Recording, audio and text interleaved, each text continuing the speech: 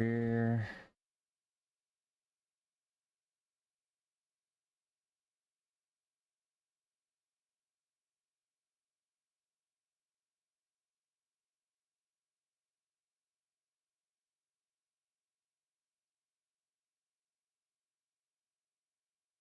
Hi chat. Be right with y'all in just a second.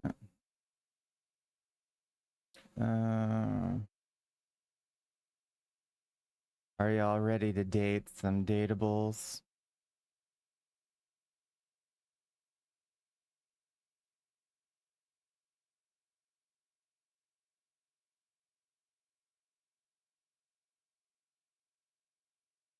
I am. Yeah. So, today when I got home, I had good news because I did not expect the food blind box situation to be here yet, because they said it's like July 12th to the 17th, like that, and I'm like, okay, whatever, a couple weeks from now or something. But I guess something changed and we got them early, so we'll probably open up tomorrow, I believe. Probably what we're gonna do tomorrow-ish. Because tomorrow I don't even have to go to work through the weekend, so I mean we could open tomorrow, Saturday, Sunday, one of those days, whichever works out for everybody. It'll probably be at the beginning of the stream.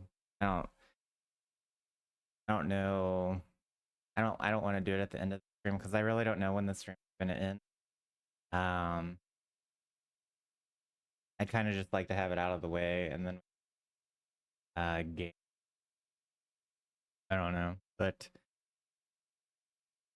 so yeah, we're gonna do that. I'll probably just update Twitter with what's going on. Tonight I just didn't have enough time. You know, it is what it is. Sometimes you're eager and go Team 17 and whatnot. And then some days you're just quiet. Sassy Chat Games. Date everything.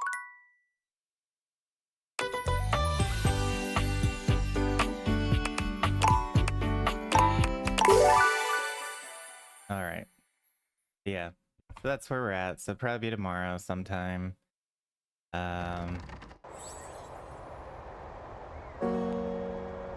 So if you're around 8:30 Eastern time,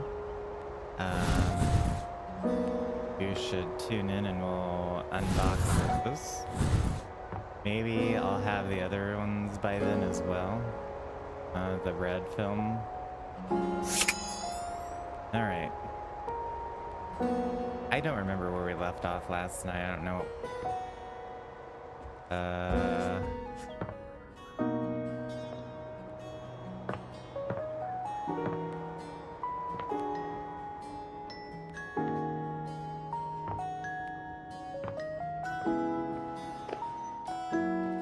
I know we talked to that window. Are there any other windows we need? No windows in? Guess we can talk to this. So, we couldn't help but notice you on your computer. I mean, we weren't snooping or nothing. Really? Kurt was. Yeah, I was looking pretty hard. Of course. But we see you signed up for a dating site, didn't you? Yeah. You're trying to get some action, huh? You know it.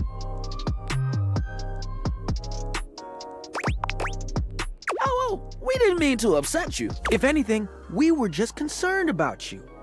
Yeah, we know that trying to get someone to like you can be tough. Especially when so you ain't tough. as cool as we are. Oh, here we go. I told you to leave that part out.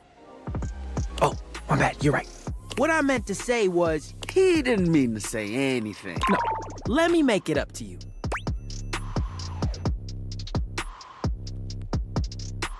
You have to do something major after being that rude.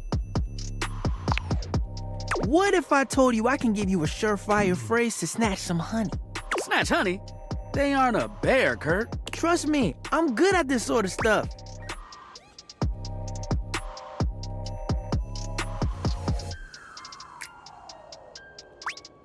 I don't know, you seem a little out of practice to me. They've got a point. I mean, just because I haven't really tried to talk to anyone in a while doesn't mean I don't still have it. All right, come up with the line. Right now? Right now, for the human, since you still have it, or whatever. Okay, how about this? Hey, I really like your sentence structure. Can't wait to see your lips form those words. What in the actual F is this? Ugh. Never say that again. Yeah, That bad? that was bad. That. Anyway, the moral of the story is we won't read your messages anymore. But could you make the text smaller? It's just so easy to read. Kurt, It's like trying to ignore a billboard. Sometimes I just can't help it. ignore him. He puts his tassel in his mouth a few times a day. You trying to say I should stop? That's what I've been trying to say. But I can't help. Shh. You're done, buddy. But You're done. We'll see you around. And he'll be better behaved next time. Oh boy, I can't wait for next time. What do we need?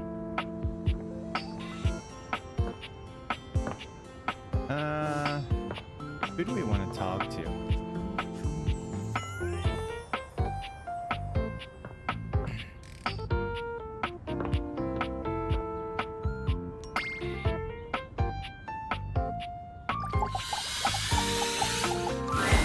An angular beauty sits in contemplative silence, her head resting on one hand.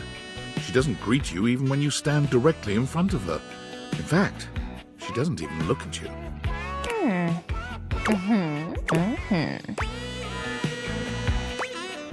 Hello? Shh. You're disturbing my thoughts.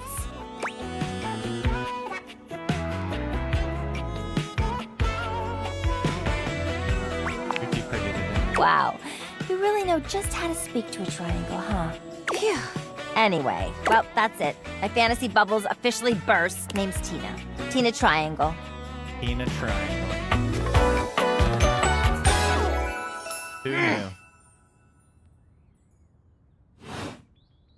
Whoa there! My content aware has given me a tickle. Tyler, we don't need this every time. Tina here has a very, let's say, forceful personality. It could be seen as that of an abuser that's taken in a humorous way. If dealing with that kind of behavior in a light way is disagreeable, I wouldn't recommend this one, that's for sure. You cool with that? Or you want to skip it? On with the show! And before you got here, I was having a nice little fantasy. About who? Not who, what. Tina forms a small triangle with her fingers. A love triangle. Greatest shape in the world, especially when it comes to love. Matter of fact, it's the only shape I'm interested in.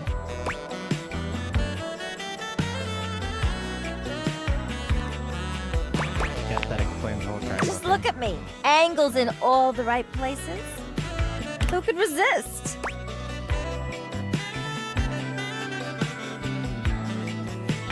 Somebody must be fantasizing. Dare you? I got plenty of dates, thank you very much. I'm just intentionally celibate for my clarity and whatnot. But enough about you. You ever watch Love on Triangle Island? Never heard of it. Yeah? Well, I never heard of you. How'd you like that? I like it fine, I guess. Ugh, whatever. Try to be open-minded for one damn second, all right? Let me paint the picture for you. 18 sexy singles get together on an island. They gotta pair off into groups of 3, and every week a love triangle gets voted off. The last throuple to get voted off wins $1 million, but that ain't all. They offer 'em money and bring in their exes to try and break up the throuple. It's all just so deliciously dramatic.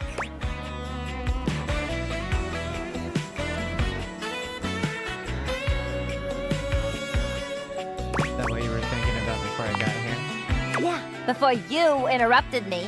But now I'm here thinking about you instead. Go on somewhere else now. My fantasy was just getting good and I'm trying to get back to it. Alright, see you around. Maybe. Bye.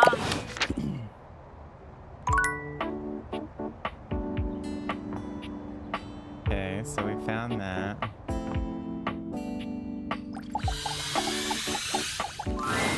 Oh my stars, I've been waiting for you. What the hell is this?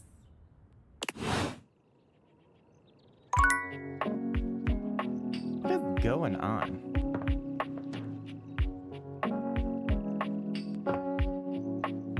What happened to the dresser?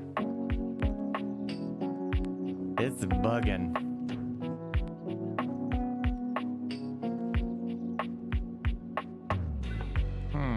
Okay. Huh? Oh, we need to talk to the bobby pin that's in our office.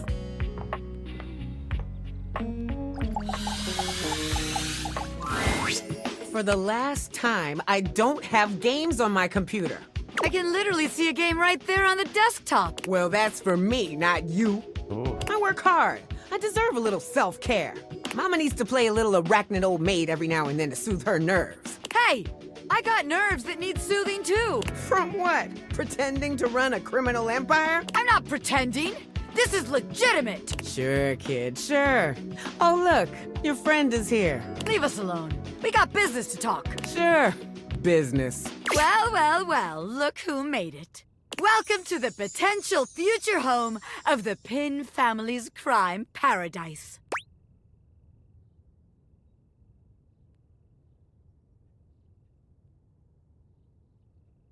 Office, really? Open your mind, baby. Criminal enterprises are way more than a guy in a trench coat selling you stuff in an alley. Any real mafioso's got an accountant and an office and a whatnot.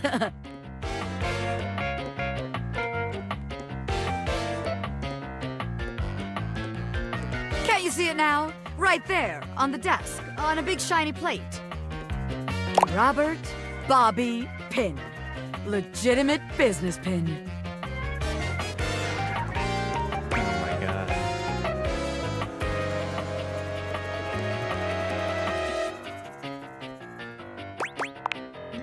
What? But the point of that is so they don't have to ask questions. Am I a business pin? Yeah. Is that business legitimate? Also yes. It's real simple, baby. But all right. If the nameplate ain't selling you on the vision, check this out. I call it funny money, honey. So we tell people I'm a finance pin.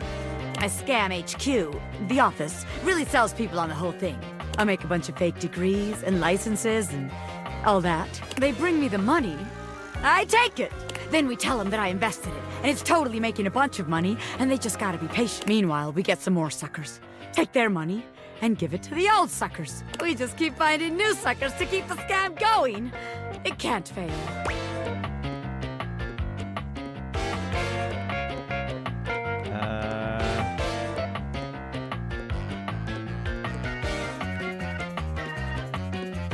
That's called a Ponzi scheme and they don't usually end well.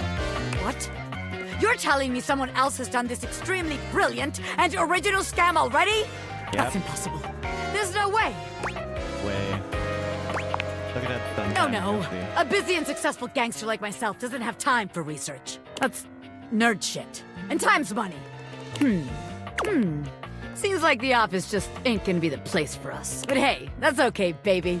A gangster like me is flexible. So here's your hint for our next potential location. Darkness. Scary.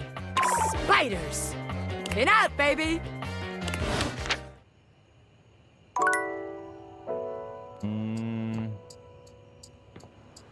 Darkness, scary, and spiders. If I had to guess, I would say that's probably the attic or the crawl space. Ooh, welcome back, my dark ally. Hey, our favorite dateable. Come, let the next trial commence. Give me all the trials. The trial of the letters begins. Letters. Back before the great cataclysm, my comrades and I would partake in spirit-shackling activities. Ooh. Some have lasted several nights.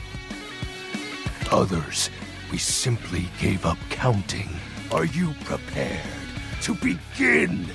You know it. I'm prepared, Lord of Darkness. Let the game of shadows begin! I present to you the following. He holds a sheet of notebook paper up to you. It contains a macabre illustration of a dead person and a few mysterious lines. Oh, hangman. Blank, blank, blank, blank, blank, blank. Now, guess!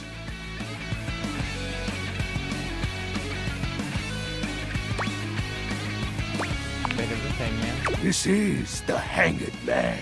Now, choose your letter.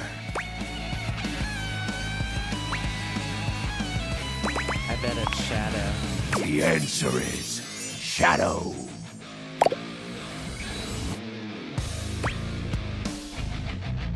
That's so sick, dude. Completely sick. Your turn. Shadow Lord's skull doesn't really have much in the way of expression, but he seems a bit smug.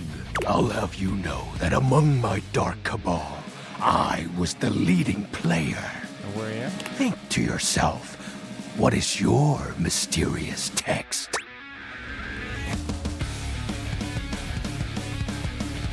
Think you're cute.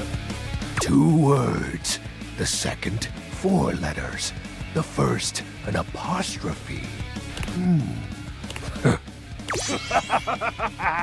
This is most certainly a declaration of praise and endearment. How sweet of you, Penumbra. It's most certainly you're cool. You're wrong. What? That's impossible. What is the answer then? You're cute. Shadow Lord falls silent as he tries and fails to process this compliment. Ooh. Oh, well, I see you've chosen the path of flattery. As are you, Penumbra. Very cute. Ah, that was entertaining. It's been eons since I've played the Hanged Man. Last time, I engaged in a mighty face-off with Lunar Night that lasted until sunrise. Oh, it was legendary. Who's Lunar Knight? An old comrade from before the Great Cataclysm. Were you too close? He was a former shade of mine, if you get what I mean. Our conversations gathered more shadows than any other void dweller. The Lord of Shadows and his loyal knight. Us two were perceived as an eternal pair. What happened? The Great Cataclysm. Got any more shadows? Very well. I suppose a proper explanation is owed. Tell me, Penumbra, what do you presume to be a power more fearsome than darkness? Love. We don't live in a world of whimsical tales and fantasy. Not anymore, at least. The overwhelming phantasmic force that realigned the unified lives of my comrades and I is time. You drifted apart? There was no one moment or act that caused it. One night, I was with Lunar and my friends, joyfully conversing about whatever came to our minds. Time crept into our dark haven. Distance, a symptom. And then, many nights later, Lunar no longer wished to be by my side. Oh. Boredom came next. My friends took less and less interest in our nightly discussions. They too left, one by one. And then, I was alone. You may think it cruel of them for leaving without a proper goodbye, but I respected all of my friends' decisions, even Lunar's. I don't harbor any wrathful thoughts against any of them. I just think back to those days fondly and wonder why time had to come for us. We were happy. I was happy. Shadow, I'm so sorry. Oh, shed not a tear for me, Penumbra. Time comes for us all in ways we don't expect. Normally, I'd celebrate triumphantly at obtaining another armament. That'll be all for today, Penumbra. Thank you for listening to my tale. Alrighty. So we probably have one more time to talking with him, or we can add him to our.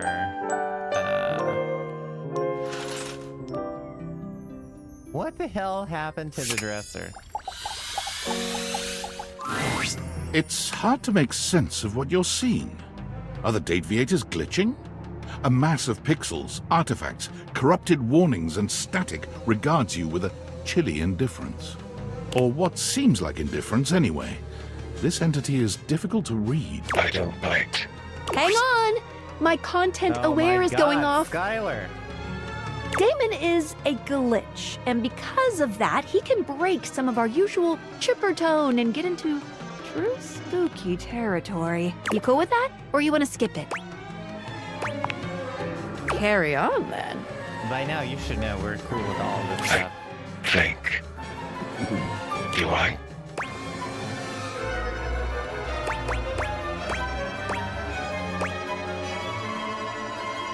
You can if you want. Not sure if I do. Not yet. Did I? Have we met? Not yet. Is that a lie? Is he right? Is it a lie? Thinking about it too hard makes your head hurt and your nose bleed. It is. Not yet. Not yet. Not yet. Is this frustrating? It is.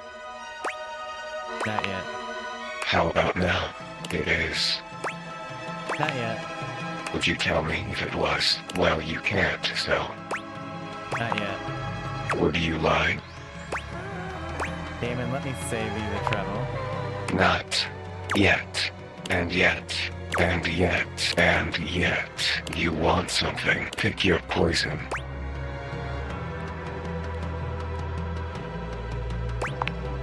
Define love. Opposite of hate. Opposite. Love. Like this. Love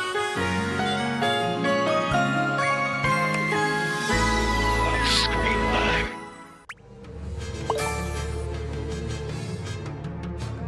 Did that give us smarts? Done. Flirty giggle. Chuckle. See? No biting. Flirty giggle. Chuckle. Not yet. Oh my God. Flirty giggle. Chuckle.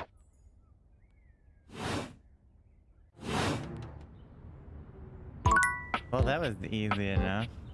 Even though our dresser doesn't seem to be there anymore.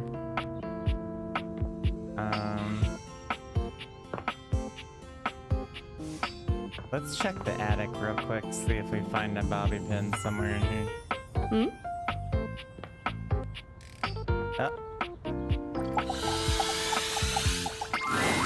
The attic is dark and cold. That's to be expected. What you don't expect, however, is that Bobby has company before you get here. Then again, it might be more accurate to say that Bobby's company has them. Listen here, you little worm.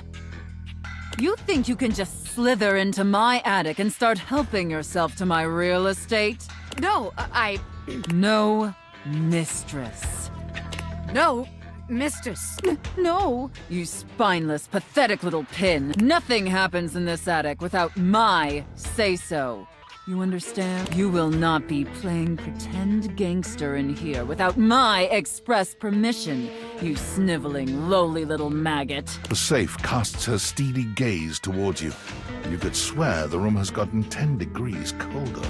Another uninvited guest. Why don't you go explain to them that you will not be conducting your business here? Yes, ma'am. Good, Pin.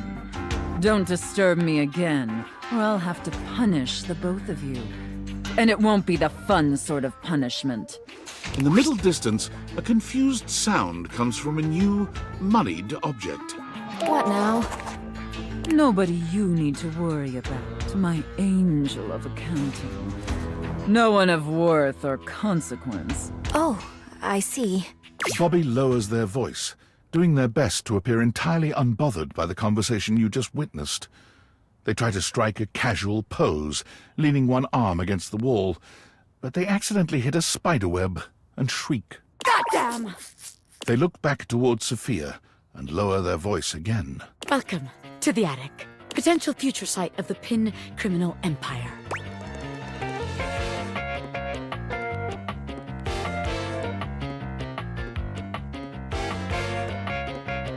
You really think there's room for us here? I mean, there's room for a gangster anywhere they can fit in. Bobby Pin makes a way where there ain't no way. But it does kind of feel like there really ain't no way around here. But just to be sure, let's see how this scam strikes you. I call this one Scared Broke, so check it out. You bring our potential suckers up here to the attic. They think they're gonna have a meeting with me, the big boss. We keep them waiting a while, a good 20 minutes or something, and you keep reassuring them I'm coming. I sneak up on them, scare the shit out of them.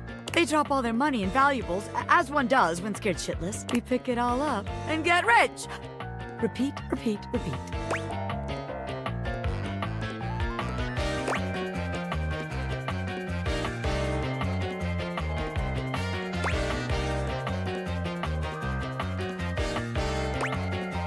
I think there's already too many people up here to God, maintain. yeah, you're right. It was a great idea, but all these wise guys up here crowding my shit and ruining the vibes. Yes, it's not my fault, but it won't work, will it? Bobby looks around the room, as though desperately trying to source some inspiration from somewhere. They fold their arms over their body, trying to keep warm while still trying to look effortlessly cool. The result is less than convincing. Well, look, maybe this time you come up with a scheme for us. Huh, recruit?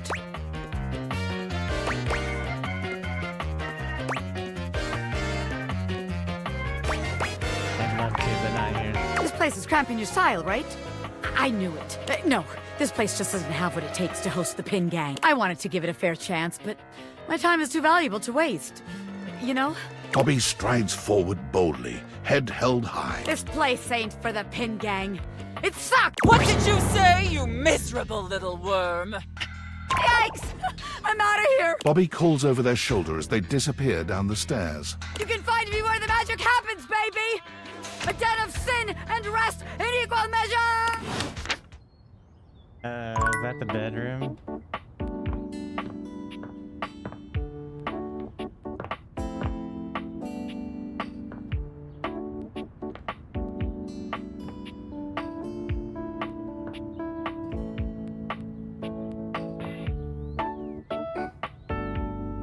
Oh yeah.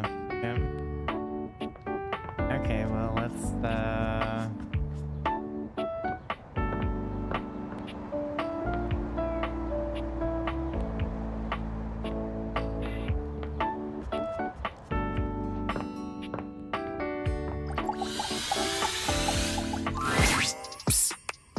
Come here. Rod waves you over, his voice low.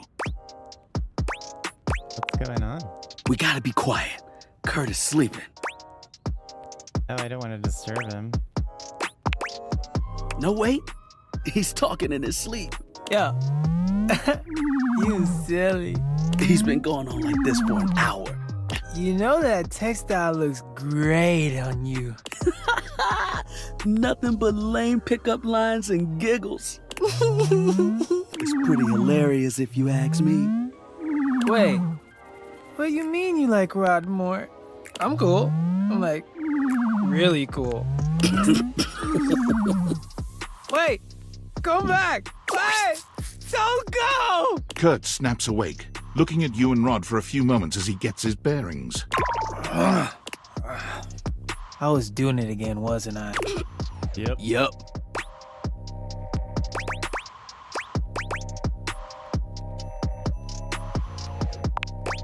See? I'm cute. Yeah. They said it. They called me cute. They were just being nice. Or honest. Because, honestly, I'm cute as hell. Not cute enough for whoever you were dreaming about. You don't know that. It was my dream. Fine. I know that even you know, deep in the back of your brain, then I'm better looking. Psh, my mind was just messing with me. Keep telling yourself that. We all heard the truth. How about this? Let's get you back to bed and let you have another shot. You think they'll come back again? Oh, no, you blew it. Even your mind knows it. Dream a new dream. One where you've got game. Party hard. Let's let Kirk get some shut-eye and hope he's smoother next time. Don't listen to me if I start talking in my sleep. No promises.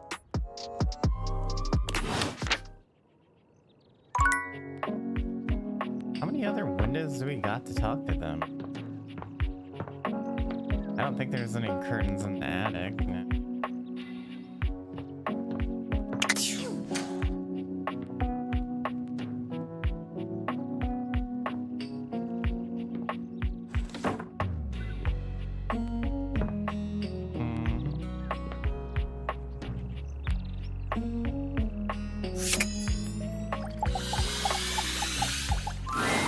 There's something so intensely familiar about the cuddly stranger standing in your closet. The combination of his massive stature and the soft materials he wears produces an almost irresistible urge to hug him. And the aura of safety he emanates certainly doesn't help. Well, well, well. Aren't you a sight for sore eyes? Yeah!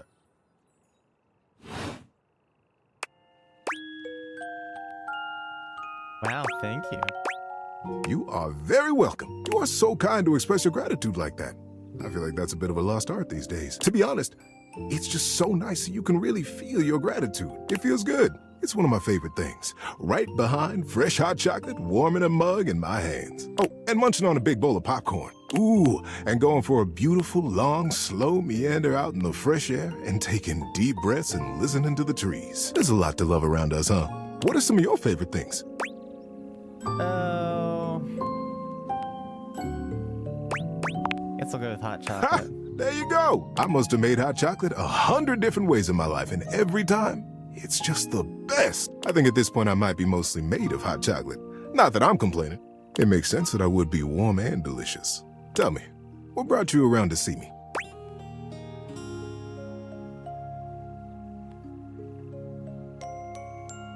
First I gotta ask, is it where they're talking in a closet? Not at all. Not for me, anyway. Closets are some of my favorite rooms in a house. Get a good cozy blanket, a candle, and close that door, and you've got a perfect little cocoon. A little nest of peace and safety. You're welcome to share mine, or we can sit on the bed and talk. I'm comfortable in either place. And no matter where I am, I'll always be happy to be with you. I'll leave it up to you. Where should I go?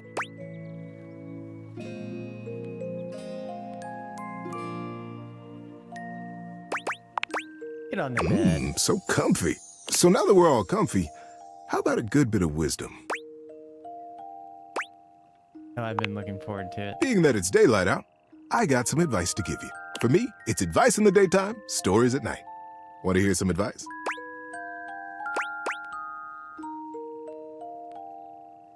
Yeah, sure.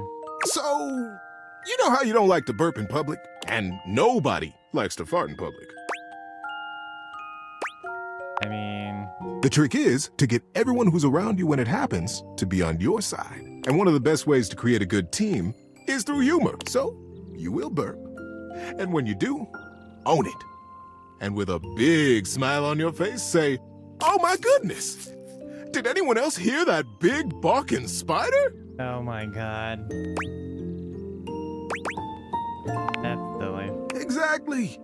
The best way to deal with embarrassment. And now, for the big enchilada. When you fart in public.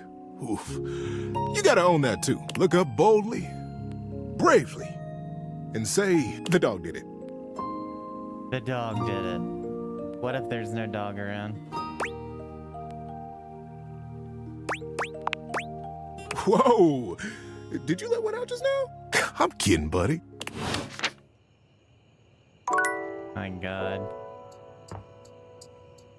Let's talk to the trophy.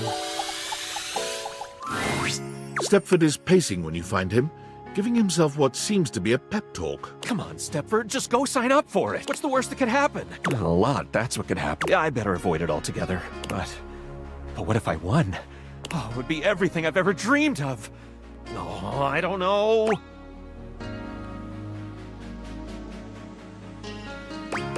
Hi there. Seems like you're in a bit Is of a it pickle. that obvious? I mean, you were literally just talking to yourself about it. Was I? Oops.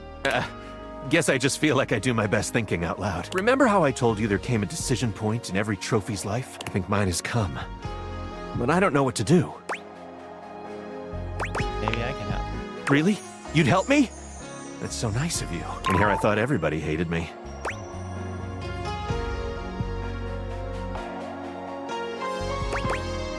Of course I'll help. Give me a little context. All right, so here's what's going on. For years now, the house has hosted an annual Trivialetics competition. It includes a combination of difficult physical challenges and trivia challenges about objects found in houses. Alright. It's always a fierce competition, and everyone comes out to watch. The crowds, the cheering. It's my favorite thing. That sounds great. It is. Every year, I am presented to the winner as a trophy. It's truly an honor. I spend days preparing. After all, I absolutely must have the chiseled physique that aches to be handled. The dazzling golden tan that captivates the eye, and the sly, mischievous smile that just... Knock my clothes off. naughty. But also, let's see if it works later. Anyway, I always get brought up on stage, making my big victorious pose, and I listen to the cheering fans, and...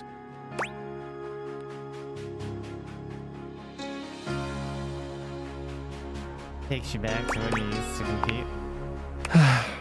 as if it were yesterday. And, well, those cheers? I wish they were for me, but they're never cheering for me.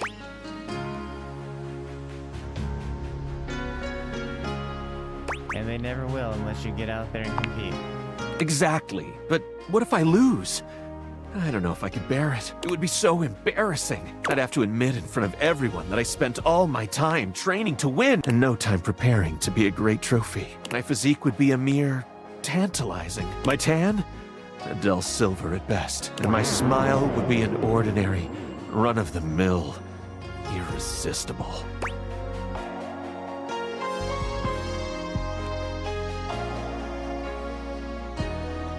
There's nothing ordinary about your smile. Maybe whatsoever. that's because you're giving me something extraordinary to smile about. And so you see, my time of decision has drawn nigh. Dare I try my hand at being a trophy winner? Or remain a winning trophy? There can be no middle ground. What do you think? Should I spend the remaining time before the Trivialetics competition preparing myself to be the best trophy out there? Or should I sign up to compete and spend my time training? I think you should sign up for the competition. I think you should work on that pan. I think you and me should go find somewhere private to hang out. Oh gosh, I'm gonna do it! That was the push I needed. I'll go right now. Wish me luck. Good luck.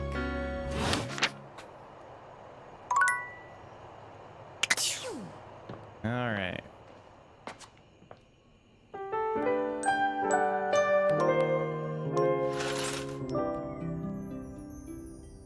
Why is our dresser so glitched right now, man? What were we doing?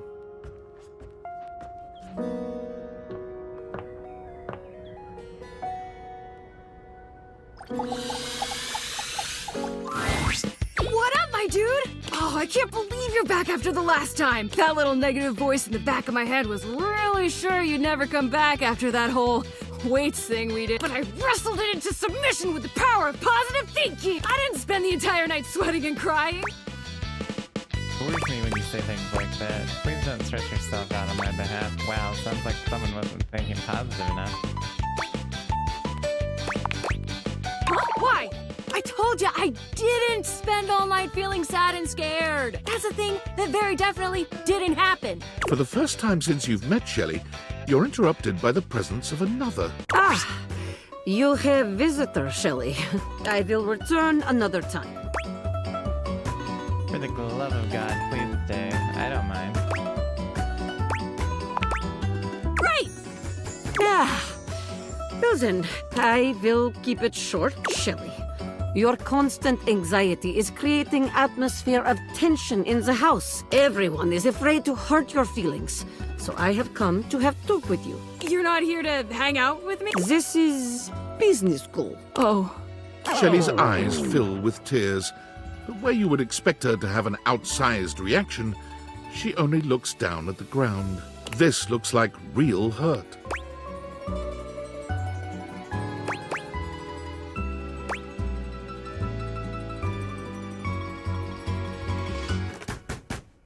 Don't you think you could have said that a bit nicer? Perhaps. I apologize, Shelley. It was not my intention to hurt you. I care about your feelings, Shelley, really. But we have tried dancing around it for long enough. Maybe you could give her some advice on relaxing. There must be something you can do to help her chill out. Can't you, like, give her the secret desk sheet code of just stability?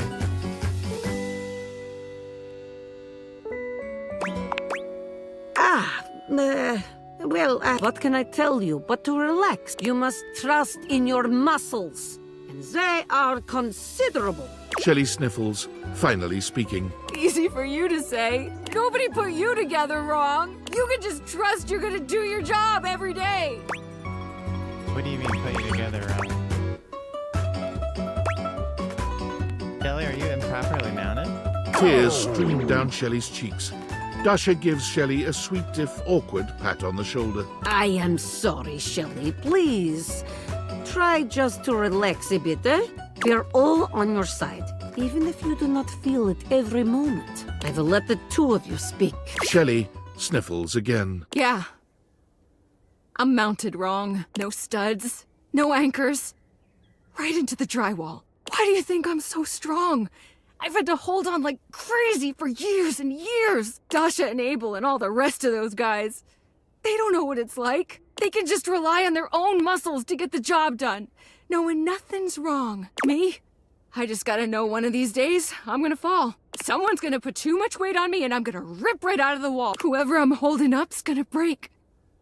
And I'm gonna know it was all my fault. Can't we just remount you properly? You think I didn't think of that before? I tried asking around the house years ago if anybody could fix me. Nobody but Tony was even willing to try. And I am not letting that guy near me. You're the only person I'd trust to even try.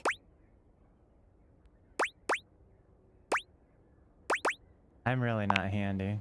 So you're saying you'd probably make it worse? Guess it was stupid to think I could fix it. That's fine.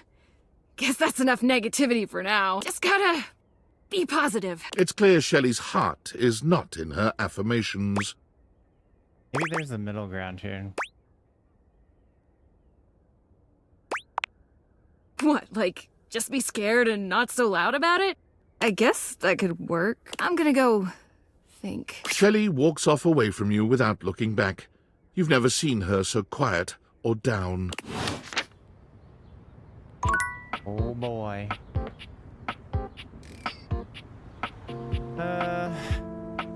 What's this? You've never been ashamed of your interest in tabletop games, but ever since you stopped seeing people, you've spent far less time role-playing than you used to. The cloak-wearing nerd standing before you reminds you of days gone by, when you used to gather around a table with your college friends and pretend to be someone else. Ho there, traveler! What did you call me? No. Ho, as in, hey. Howdy. How are you? You know, simple salutation. That might not be the best greeting. Oh, well then, a good day to you. Ah, that's the spirit. I'm Chance, your D20. The mysterious cloak comes off, and you see the he friendly looks face cute. beneath.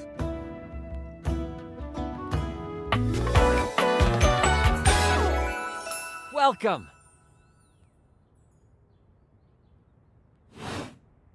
Taking a tiny respite from the drudgery of work?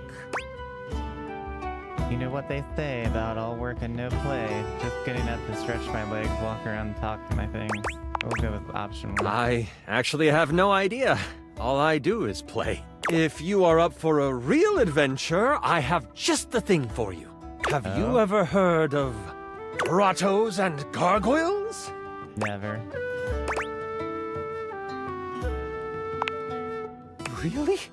By the flowing waters of Socklandia, you are missing out! Can I tell you all about it?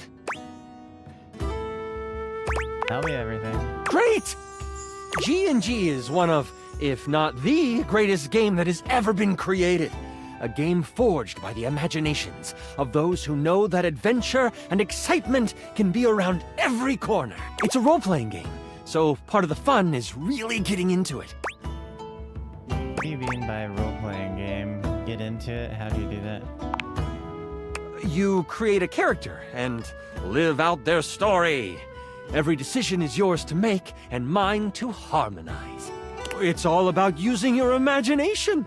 I, serving as your chronicler, present the player with situations and scenarios filled with choices for you. You could search the deep, dark caves scattered across the bookshelf bluff, or run along the bright and musk-filled shoelace shores, or, my personal favorite, start in the small village of Decor, listening to the stories of adventurers, waiting for a quest to pique your interest to start your own epic tale. That sounds fun. Chance's eyes light up, his hands balling into fists as he does his best to contain his excitement. Really? Holy crit! Someone to play with me! You have no idea how hard it is to find someone to play with.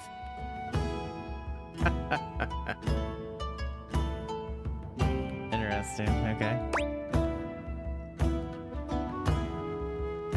Can we play with just the two of us? Sure can. Don't you worry about that. Your chronicler will balance everything for solo play. Regardless, it'll give us some time to get to know each other better.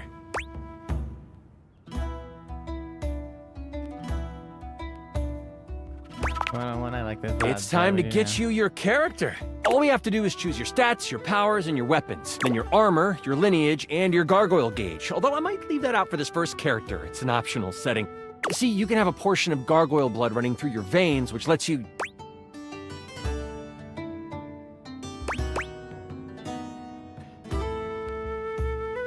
That's a lot of choices, and I have to make all of them. How much time is all that going to take? I don't know, this sounds right up my alley. How about you let me make your character for you? I know the game inside and out, and you can just show up and play. You would do that for me? You're the best. Oh, I'm so excited. You have no idea how much fun we're going to have. I'll even build the session based on what class you pick. What are my options? What do you suggest I play as? There are 3 classes I can get rolling for you. All of them are awesome, but they won't be too much of a challenge. I'd suggest the Troubadour, the Guardian, or the Enchanter. Which one would you like? Can you explain them to me? Sure. Let's start with the Troubadour.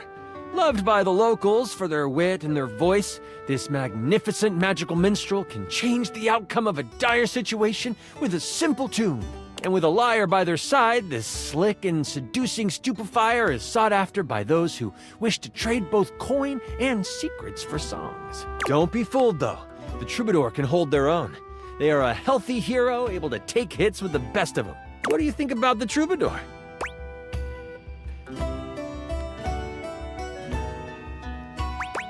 They sound awesome. What about the Guardian? The mighty Guardian. This sword-wielding warrior of light and all that is right vows to protect the citizens of the realm. This is one beefy class. While this particular participant can pack a punch, they aren't the smartest of the classes.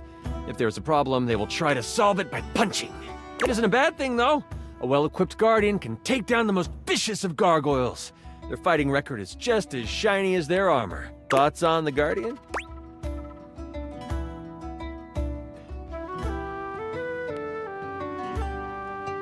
You know, I'm still not sure. What's the last one? The Enchanter. The magic-slinging specialist who calls on charms to complete tasks. Shrouded in secrets and itchy cloaks, the Enchanter is a master of the far-off flaming finger. They are a bit more delicate, opting to avoid obvious agony by staying further back from the brawl. Don't think they aren't good at busting heads. They can spin spells to soften the toughest heel troll, or even summon a sidewinding slipper snake. How does the Enchanter sound to you?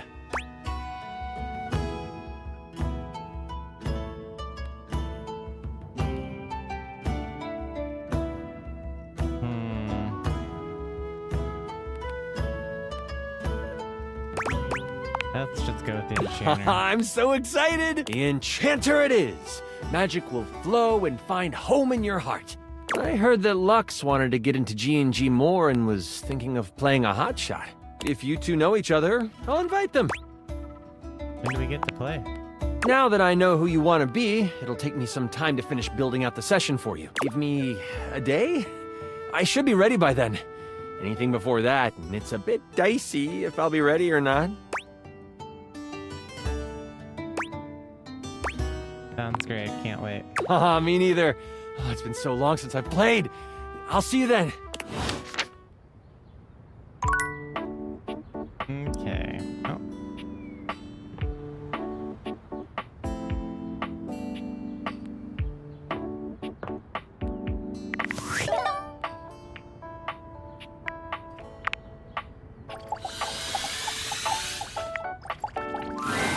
Hello? Who's this? Where's that coming from? Hello? Hello. Hello? Yeah! What's up? I'm Textbox-chan. Xbox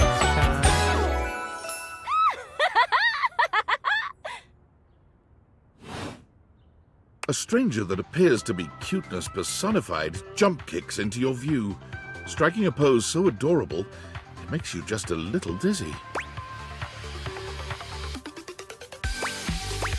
Xbox-chan? Yep. Gee, those date gators really can transform anything.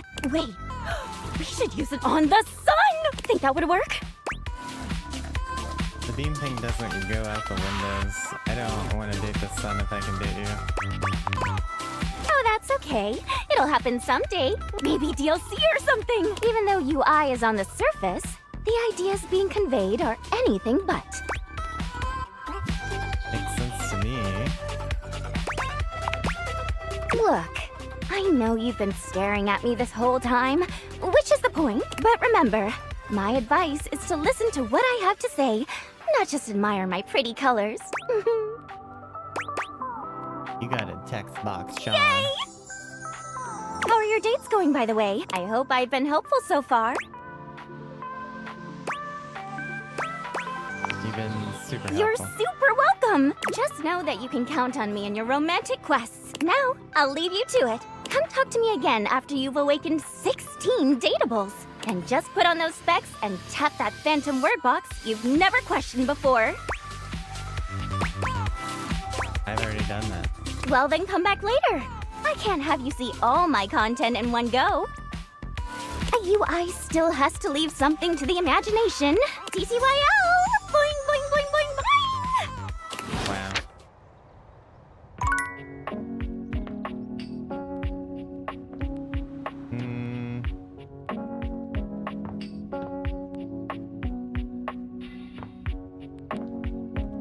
We finished the piano last night.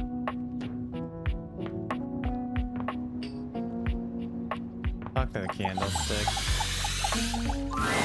You come upon the candelabra with his back to you, talking to himself while seeming to furiously polish something.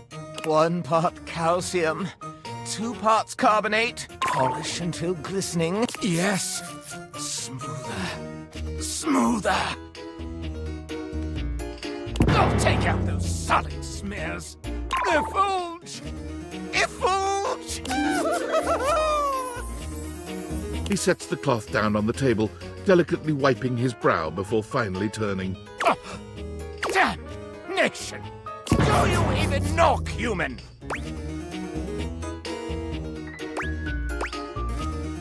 Keep going. Oh, how dare you! The polishing of my knob is a sacred art. What? Only the most panegyrical of acolytes are allowed to know of my backstairs ministrations. And you are not that. I know not what you are. My inquests have turned up fallow. Well, you've come to see me, eh? Must be for my brilliant shy, which is what I was doing.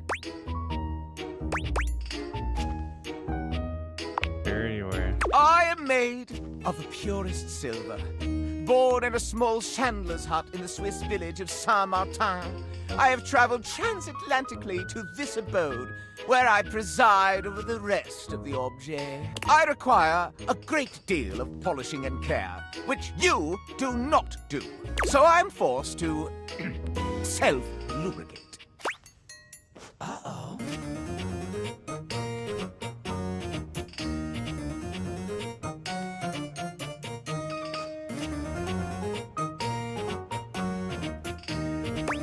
I'm sorry, don't apologize. I am Argentum. All my atoms are singular, rigid, upright, of good stock. One of the ancient metals, friend of humans since time immemorial. And most importantly, I am chaste. You don't have sex? I perch aloft this dining able, surveying the better part of the kitchen, living room, and the emptiest of walls. As I gaze into that wall, sometimes I am gripped with the fiercest ennui imaginable. Do try it sometime.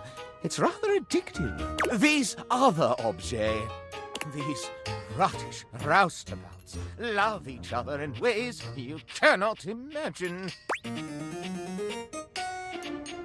Oh, I can imagine, alright. What? How would one of your kind possibly know? I've fallen in love with one. No! It cannot be! More than one, even. Oh! You're making me ejaculate! What? I exclaim, bellow, ululate, no! Such a scandal cannot stand. Having told you my story, I must away. Regards, F. Good lord.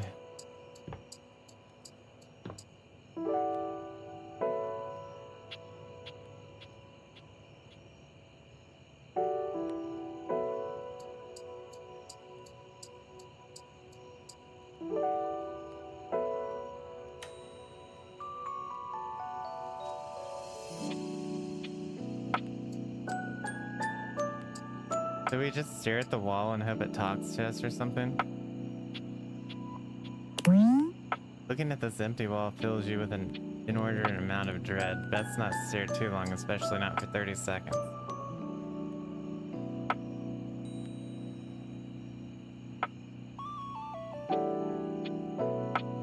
Okay, countdown to 30 seconds, I guess.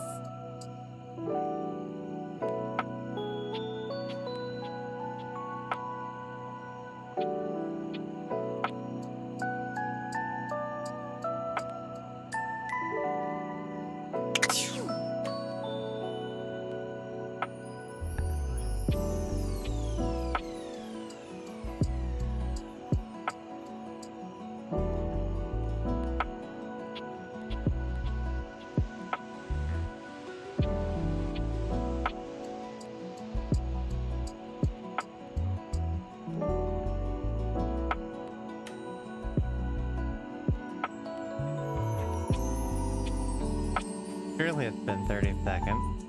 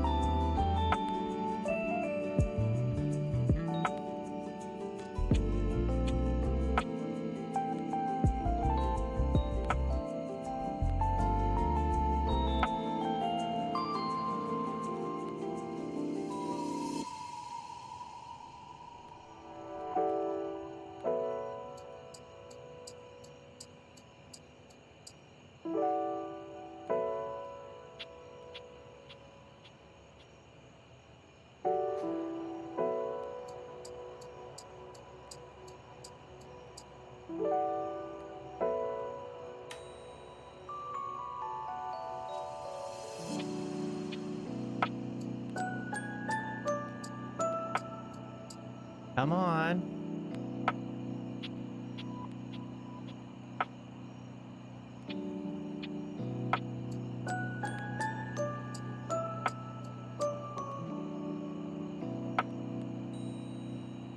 30 seconds. It has to have been 30 seconds.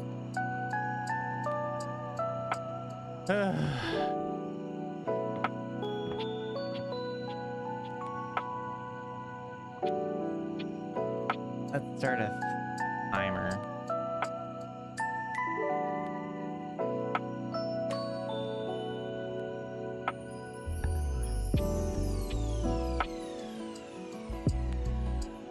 At 5 seconds. 6, 7, 8, 9, 10, 11, 12, 13, 14, 15, 16, 17, 18, 19, 20, 21, 22, 23, 24, 25, 26, 27, 28, 9, 30, 31, 32, 33, 34, 35.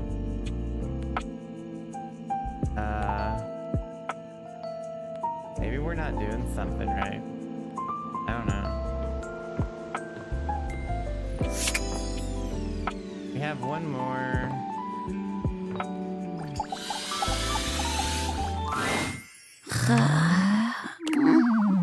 Your order's ready, Mr. Devon. Curtain rises at 6 p.m. How are we supposed to communicate with this sheriff? She's always on the move. My God, man.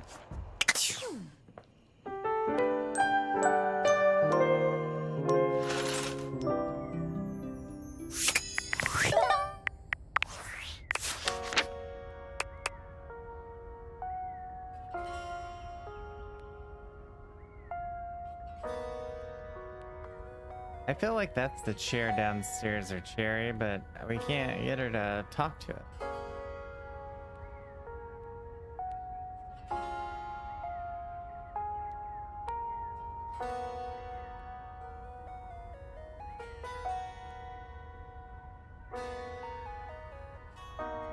Who's this? I don't know.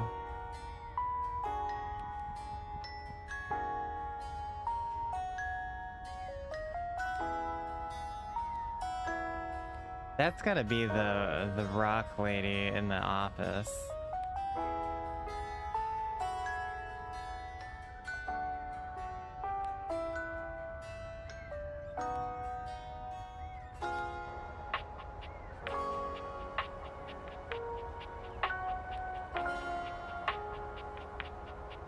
This looks like the girl that was up there with the bobby pin and Sophia, so she's probably somewhere in the attic, I guess. Who dis? We've done pretty good. I think we've almost got all the dateable things unlocked.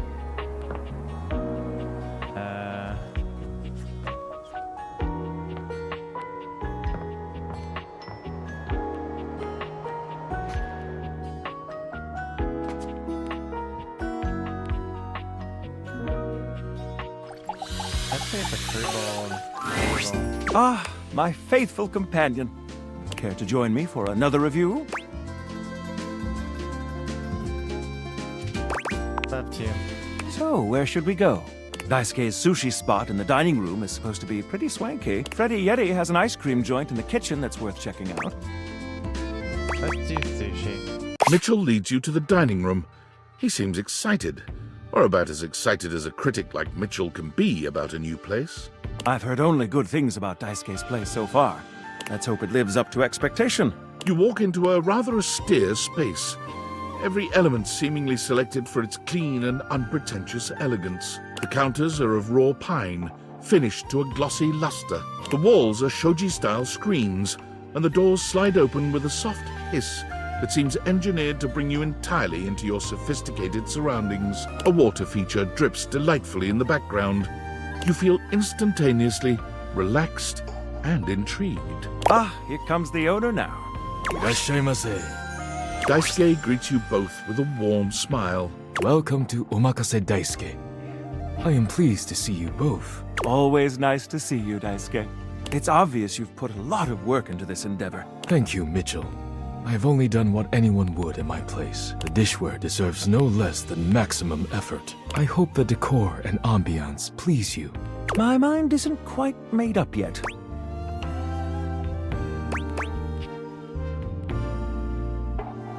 I think it's exquisite. You do? Seems rather dull to me.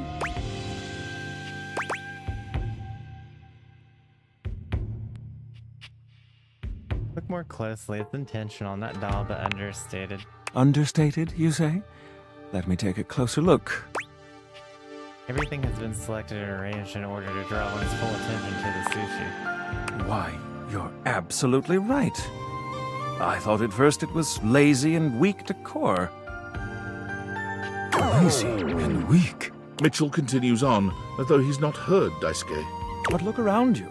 Perfectly clean, lighting muted but warm. This wood shows the signs of a master carpenter. These chairs have been selected with painstaking care. And as I listen, I detect the subtle dripping of water from a waterfall pond. That is only Sinclair's chronic drip. But I thank you all the same. I feel almost as if I've been transported to the Tsukibayashi Jiro. Delightful, simply delightful. Let's move on to your speciality, Daisuke. What are we to make of the settings? Before we begin, I am obligated to tell you that Scandalabra's stories about the silver are damaging lies and not to be believed. Believe the Scandalabra? I'd sooner let Sinclair process an insurance claim for me. I'm glad we are all in agreement there. Now let's have a look. We appear to be missing chopsticks.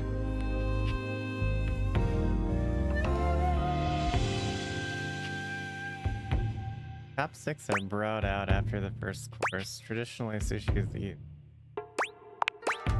This is untrue. The answer is much simpler. Traditionally, sushi is eaten with the hands. But if you wish, I can bring you some. All right, let's get down to business. I'm starving. As the name suggests, we offer only omakase.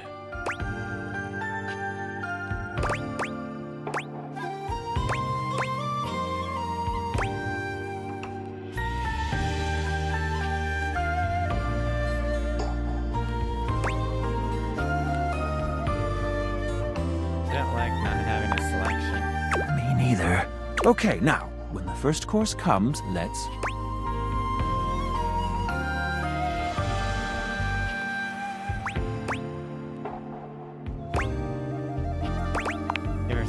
Sushi must be eaten right away, within the first 10 seconds. Here you are. Please enjoy. Daisuke places a dish before you containing what must be the most hideous, clumsy nigiri you've ever seen in your life. The fish is misshapen, and the rice seems to be falling apart. What are we looking at, Daisuke? Is it not obvious? This is eel. I see.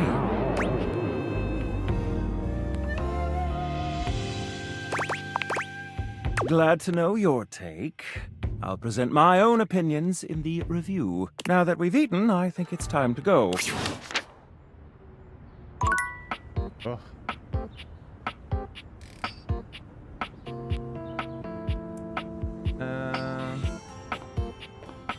Oh yeah, let's go talk to Bobby Pin in the bedroom. Maybe that's the final one we have to talk. Over here. As soon as you chance upon Bobby's newest location, you find Betty already speaking with them. Bobby, is that you? You know me? Little Bobby Pin. Look at you now. You've changed so much. Well, yeah. I'm not a little pin anymore, you know? No, you certainly aren't. You've really come into your own, haven't you? Why do you have to say it like that? I'm a grown pin! And beyond that, I'm a goddamn gangster! Oh, you certainly are. Look at you. She pinches Bobby's cheek, which really seems to upset them. Hey! Stop that! Your family has been worried sick about you, you know. You should stop into the bathroom and see them before you go. I will! I just... Wait. You know my family? Of course I do. They come through here all the time, you know, talking about their sweet Bobby. I knew you when you were just a little thing. One pin among many. Even then you were special. Gangsters don't have feelings. But if I did, I'd be real touched. Bobby's gaze falls upon you. All right, that's enough reminiscing. I got business to run. I'll just bet you do. Take care, sweetheart. Yeah. You too. Bobby sits at the edge of the bed, looking unusually thoughtful. They pat the spot next to them, inviting you to take a seat. There you are, rookie. Have a seat.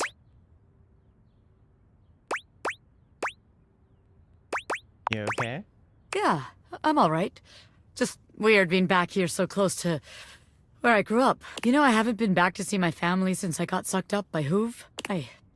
I will. I just haven't gotten up the courage yet. Would it help if I came with you? That's real nice of you to offer, but I gotta do it on my own. It's not about, like, who I am. You know what I mean? My family's always been real accepting. I think they knew I was meant for more than being another one of the crowd in there. That's the problem, too. They're so accepting. If I come home and I haven't made shit of myself, they're all gonna pat me on the back and ruffle my hair. They're gonna say, "Oh, our sweet baby Bobby, our angel. You're perfect just the way you are." That's a bad thing? Yeah, it is. It feels like failing. I spend all this time away from my family. If I come home and I haven't made anything of myself, I don't know. As sweet as they are, it just kind of hurts worse, you know? It'd be easier if they were nightmares. If they just yelled at me and let me be angry, knowing they'd be happy no matter what I do. Am I making any sense here? So much pressure on yourself. Well, if I don't, who will? How else am I gonna make something of myself? Nobody else is gonna do it. I want my family to be proud of me, not just cool with me. So I gotta be a little hard on myself. Otherwise, I won't have no kind of pressure on myself at all. And then I'll just do nothing. I think you should try to find what makes you happy. I thought I already knew, but maybe I never had a damn clue. Bobby stands, dusting their hands off. From what, you're not sure, but they seem to think it makes them look cool. All right, rookie. That's enough wasting time talking about feelings. I got one more place to check out. I think it's a real winner. You can find all kind of extreme temperatures there. Hot, cold, and all kinds of work happens there. See you there. Hot, cold.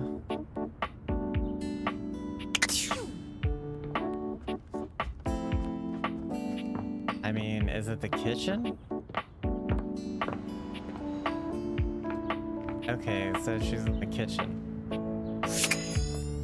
Let's talk to Hoove. Hey! Nice to see you again. Hoove holds one finger up to you, his chest rising and falling with panted breaths. He bends over, both hands on his knees, his forehead and cheeks shining. Give me just a sec.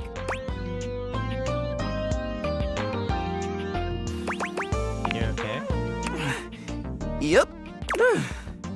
Okay. That was a little difficult. Talking is hard. I'm pretty winded. Why don't you take a break?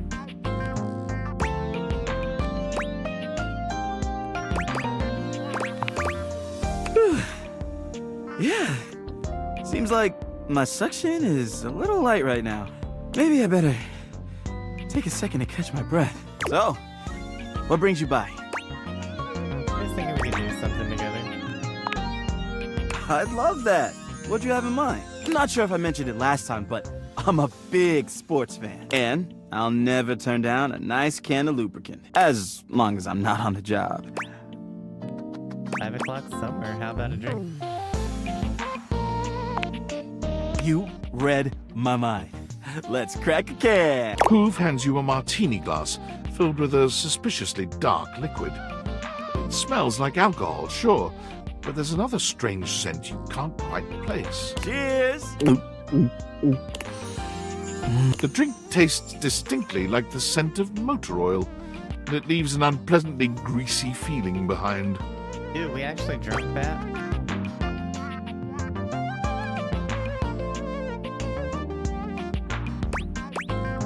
Tastes like lubricate. I know!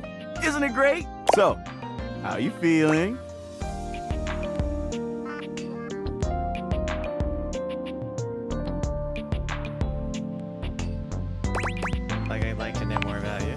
Sure. I'm an open book. I mean, lyrics like actually an open book. Yeah, but you know what I mean. What would you like to know?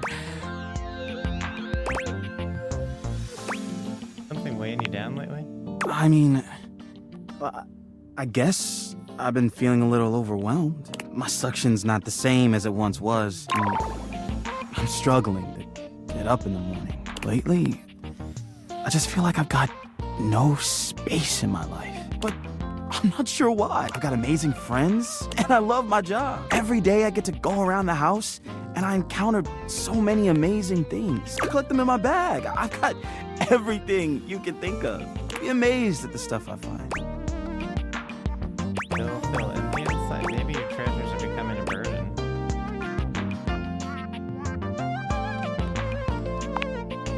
That's just it. But I don't know what to do about it. What if you emptied your bag? Emptied it? Oh. Wow. I don't think I could do that. If I emptied it, there'd be nothing left. And then what would I be? Just empty. Just nothing. Just, No.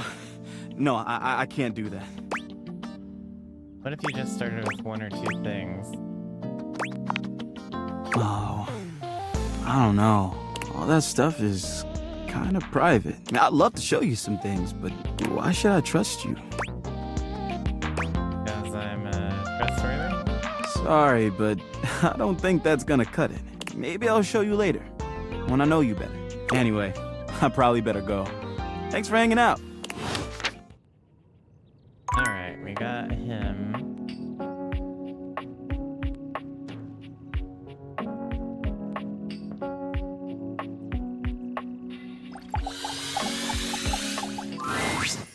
You are persistent, aren't you? That's a rather attractive quality. Okay, I'll bite. I have no orders up. What can I interest you in? Make a killer soda bread.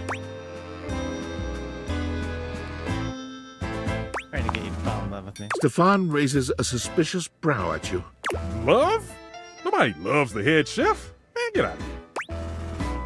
It might be because you yell at everyone. It isn't my job to be quiet. It's my job to make good food. It's not my fault the others don't listen. You haven't cooked in ages. I've had to pick up all the slack.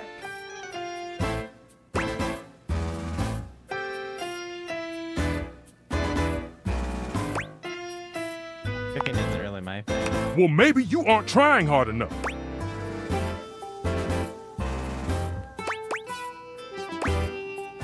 I've tried and it's not. If you really gave it your all, really gave it your all, then I suppose I can live with it. Cooking is transcendent.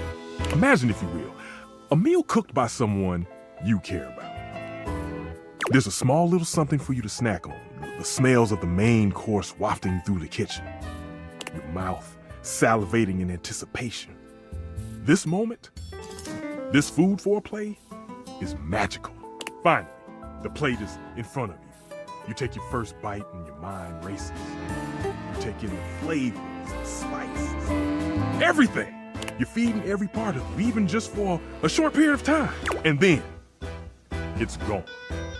The plate is finished. The bowl is empty, and the only thing left is your appreciation of the meal. But even that is now nostalgic memory at best.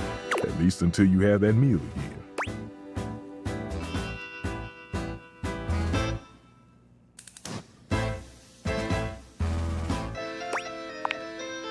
The very best kind. Tell me, does your nose not wish to be carried away by the delicious smell of food? Does my food not delight?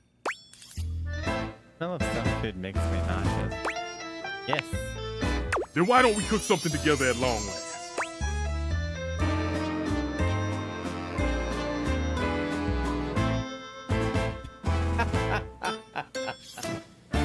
What is the third one? I'd rather have a taste of your fine ass, if you know what I mean. Stefan squints at you. Your fin ass? Is that Swedish? I don't know that recipe. Well, I'm curious to see how hot you can get. Are you trying to stoke my own fire? Certainly feels like I'm sweltering. why don't we cook something together later? This is a language I'm much more comfortable speaking. Sure. You sure know how to get your oven preheated. You come back soon. I'll keep the fire going for you. We've got one more. I guess we can talk to the toaster, right? Hey, back to hear me sing, huh? I understand. I sing all the time, even when I'm alone because, damn, I am just so fun to listen to, so I sing to myself. I love it. Or is that why you're here? Maybe not. I could ask, I guess. Sometimes I forget that part. So, ¿qué pasó? I wanted to ask you more about your music. I actually just wanted to say something. Just like talking to you. I really? Por supuesto. What do you want to know? I'm an open toaster on this stuff. I could talk about it forever. No. For the love of all things brave, stop this nonsense. Oh my god, why are they yelling? I yell because I care. I know. Why? Why do you keep doing this? I don't know how many times I'm gonna have to tell you to leave me alone before you get the picture. Sorry, what's happening? You continue to break my heart. You, my darling, are a toaster.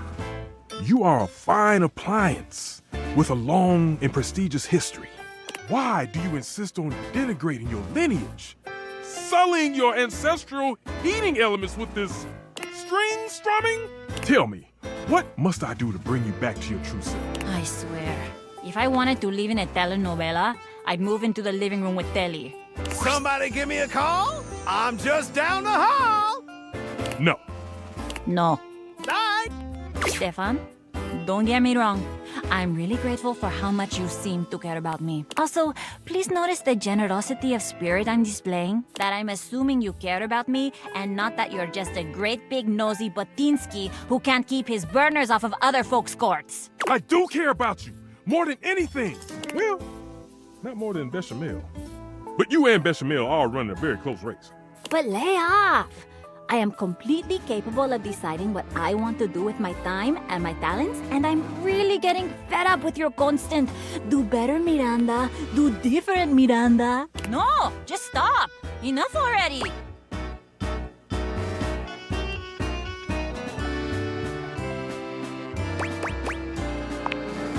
See? This is what I'm saying. My friend is here. We're busy. I don't have time to do this right now, so please, vaya. Music is a completely valid and awesome thing for me to spend my time on. I love it. And I'm sorry, but I do love it a lot more than making toast. Toast is just my day job. It's not what I love. It's fantastic for me to focus on what I love. My music. You do agree, right?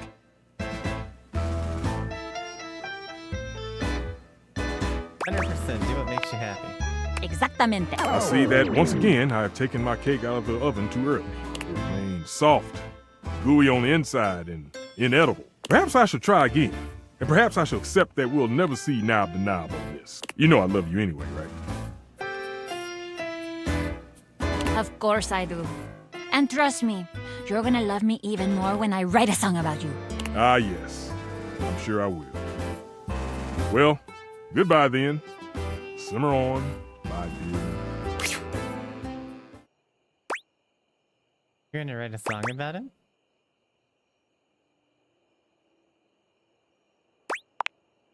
I know. He gets under my panels, but that's family, I guess. And now, que vaya. I am very busy. Come back later, maybe. I might have more time when this burst of inspiration is out of my grates. Alright. Another day down. Go recharge.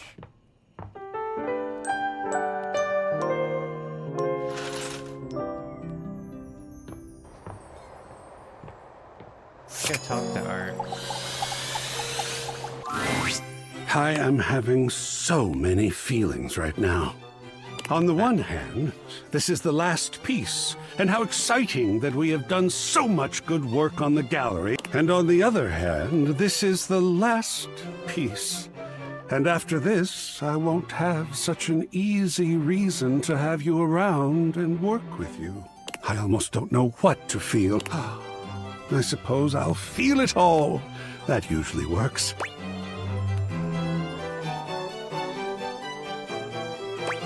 You go for it, Art. Feel all the things. All?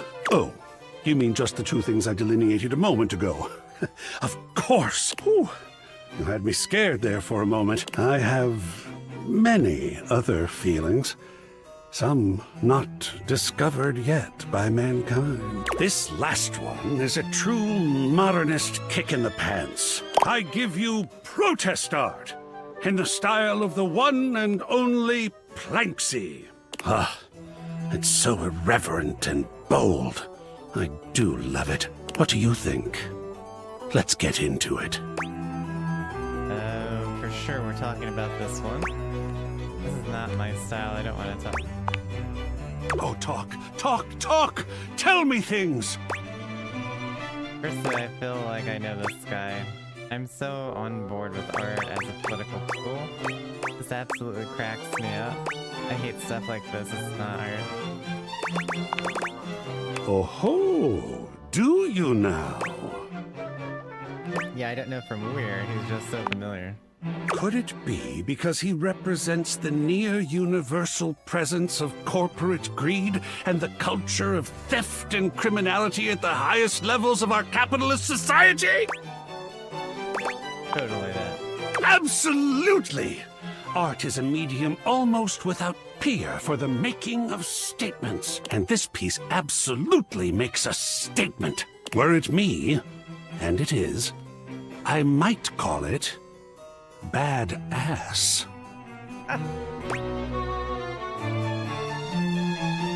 Badass it is, brother. I feel badass even looking at this piece now. Oh, how extraordinary. The experience of looking at it with another being has vastly deepened and intensified my own initial impression of it. I love that. Are we going to display this one? You know it. And where is this fantastic thing going? In my bedroom on the big blank wall. Just there? Love it. Well. Here we are.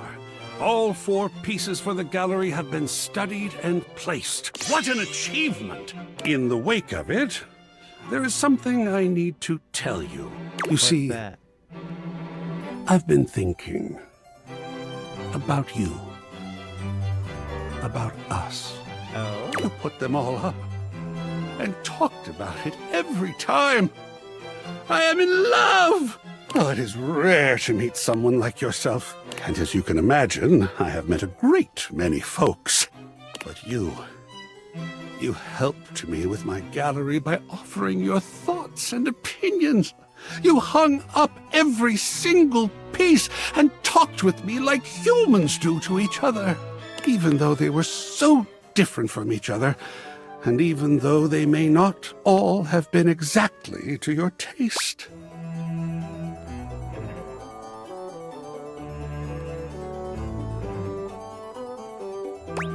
Variety is the spice of life. I couldn't agree more. Just look at how varied our conversations have been, after all. And they truly have given me life. What's more, what is most, really, you talked with me about every single piece. To have someone to talk to, someone willing and smart, someone so vibrant and open-minded. I am happier in this moment than I have ever been. For I am in love with you. I am in love with what we have done, and I must know now, as I have needed to know so often before. What do you think? Can we talk about the great artwork of us?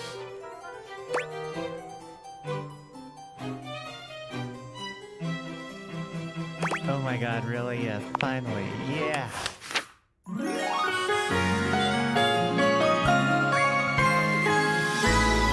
have made me feel seen. I mean, look at his big feet. Like, his whole body's sick. Oh, we got more smarts.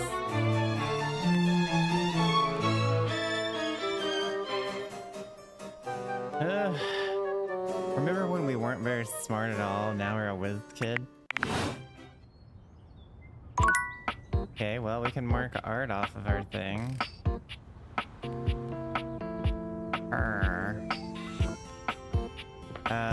Oh, let's go to the kitchen and talk to Bobby Pin.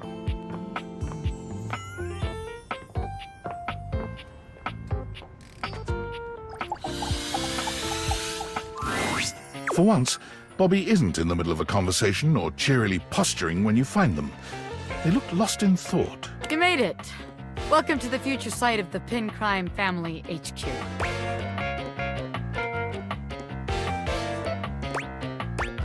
Something wrong? You could tell, huh? Guess there's no point in keeping it in any longer. I've been all over this damn house. I had so many ideas for schemes, but what's the point? This is a house, not some bustling metropolis full of suckers. We all have the same shit. We all share the same space. You can't share space with your suckers. That shit is awkward as hell. Glad you know, realized that. I spent all my time locked up thinking about all the ways I was gonna make money, all the ways I was gonna make my family see I wasn't just little Bobby Pin anymore. I was gonna be somebody. Now that I'm here, I don't even know what the hell I'm supposed to do with myself.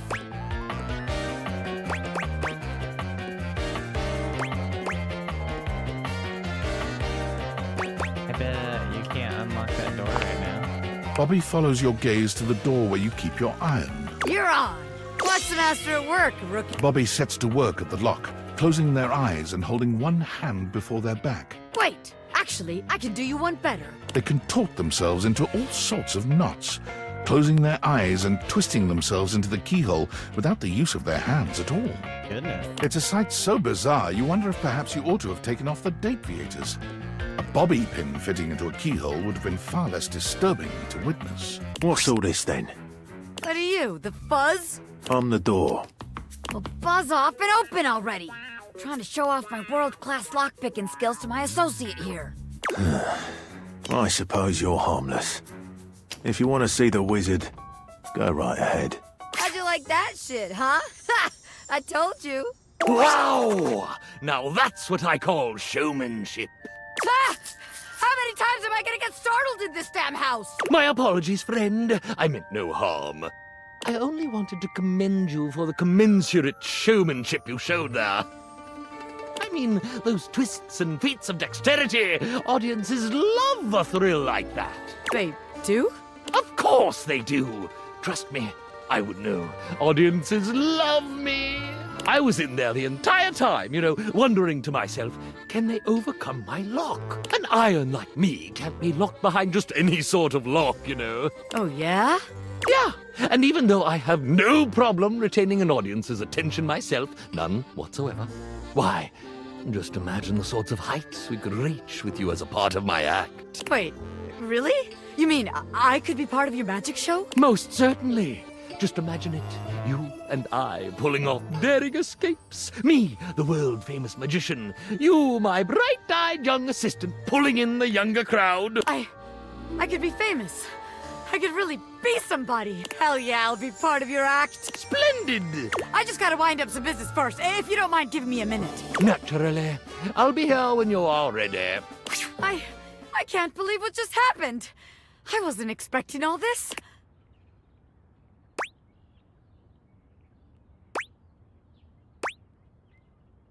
What about us? Us? Well, look, maybe it's better we don't work together. After all, it'd make the huge crush I have on you kind of awkward. Power dynamics and all that, The Pin Crime Family has standards. Ethics. I'd have to submit all this paperwork to HR, da-da-da-da-da. What a pain in the ass. Wait, crush? You're telling me you couldn't tell? You never felt that crazy electricity between the two of us? I was trying to stay cool, but I was gonna blow at some point. Better we don't have all that baggage in our way now.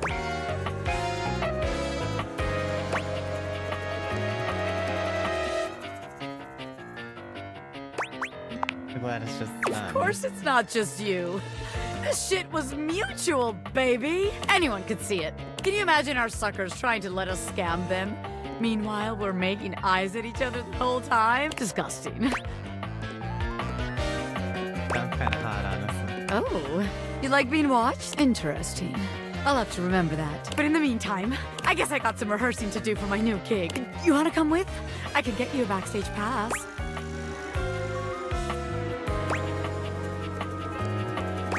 I love that.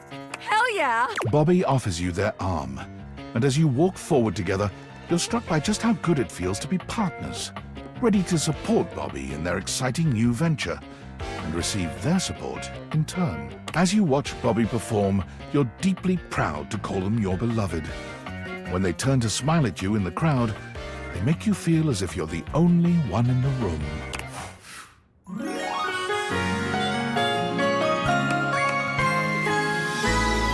Give it all up for you in a heartbeat, baby.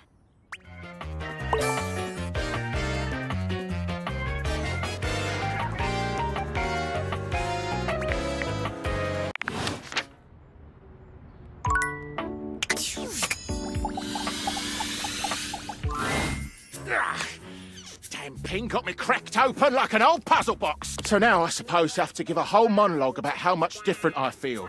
How much I've changed and grown as a door. Nah, you here to see the magic show? No, here to see you. Here to have a laugh? Typical.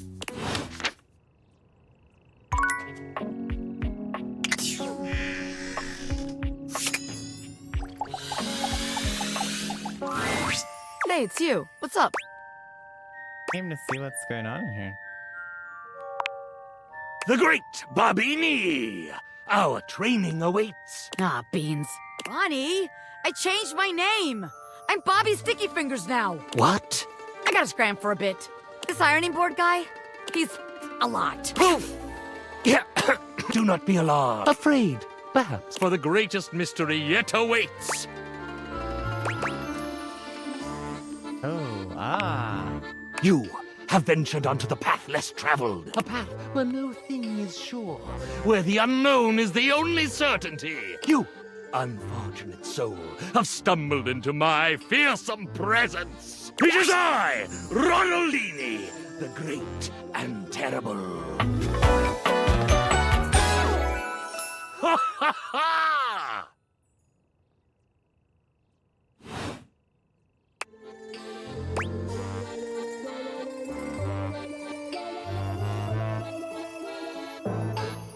I want 3 wishes. I am no genie. How dare you debase and insult me, you who are but a peon. 'Twas I, Ronaldini, whose prestidigital powers successfully swiped the great diamond of the Aga Khan from beneath his very gaze. That was you? I think I read about that somewhere.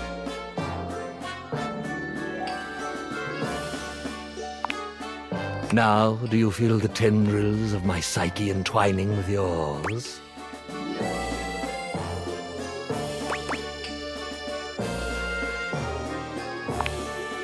I can only assume you are familiar with my dastardly visage from the countless broadsheets and pamphlets strewn about proclaiming my sinister genius. Like your manual? I, Ronaldini, stand before you. You may quake, should you choose. Ah, or perhaps I should make you quake.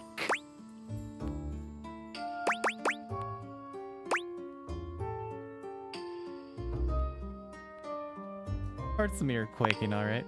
Simple mental manipulation. I'm capable of so much more. Levitation, escape. I can even press nylon without damage. How about some physical manipulation? Sigh, another sycophant come to kneel before the great and terrible. I, Ronaldini. He who tamed the Sultan's treacherous tigers and hedonistic harem in the same legendary night. How far he has fallen.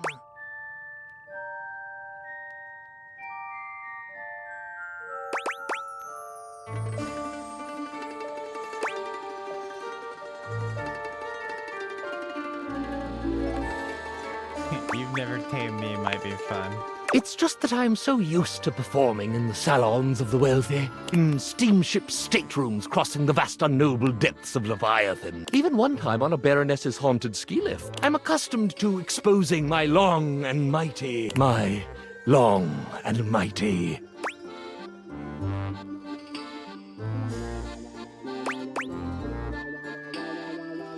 Open that like Great and terrible.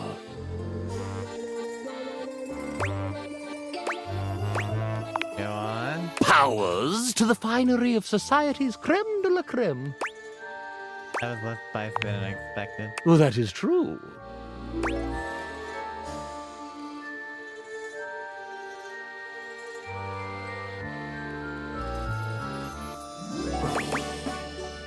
Those towers, my dark lord. The inky vacuum of my proclivities may be too much for a mere mortal to handle.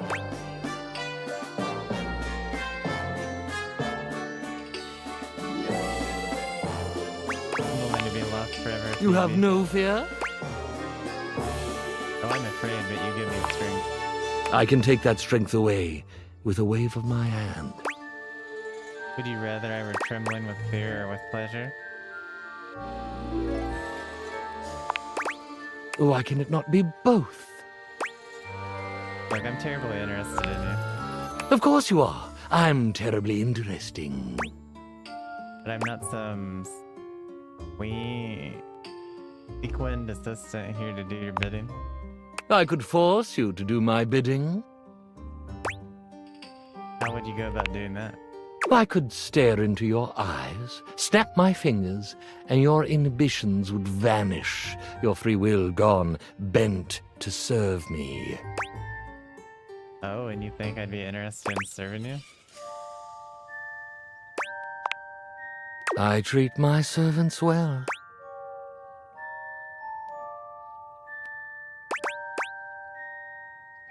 Prove it. I shall give you no further warning. Once you fall under my sway, I will not easily relinquish you. I was super into this, but now I'm getting uncomfortable. Hey, I volunteered to sway the relinquish the show. The whole deal. I rarely choose the most enthusiastic option.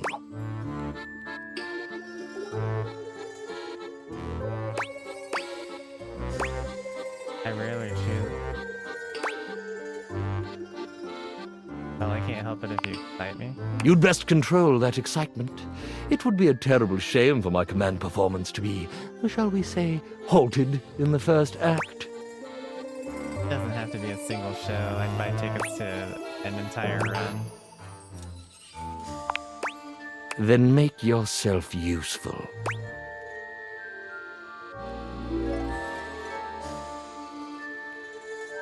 Your wish is my command. First, you'll need to get into my simple, empty little closet.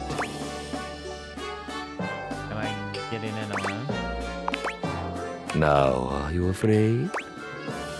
Are you gonna saw me in half? Depends what else you keep in there. Oh, just my wand, silk binding rope, a few blindfolds. Tools of the trade, darling.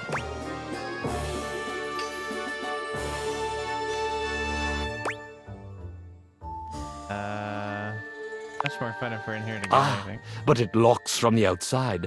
I currently have no assistance. Will we be trapped in there forever? What makes you think I'll want to escape? What makes you think you won't wish you could? What happens when we're in the box? Normally someone from the audience shoves a bunch of swords through it. So if you prefer performing in front of an audience, I'm game. How scintillating. Part the curtains. Master, I'm yours, a rapt audience at your mercy. Let the show begin.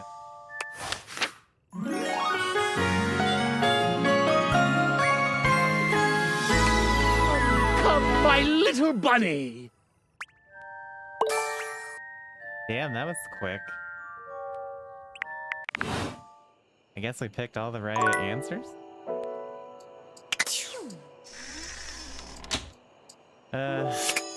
We've got one more.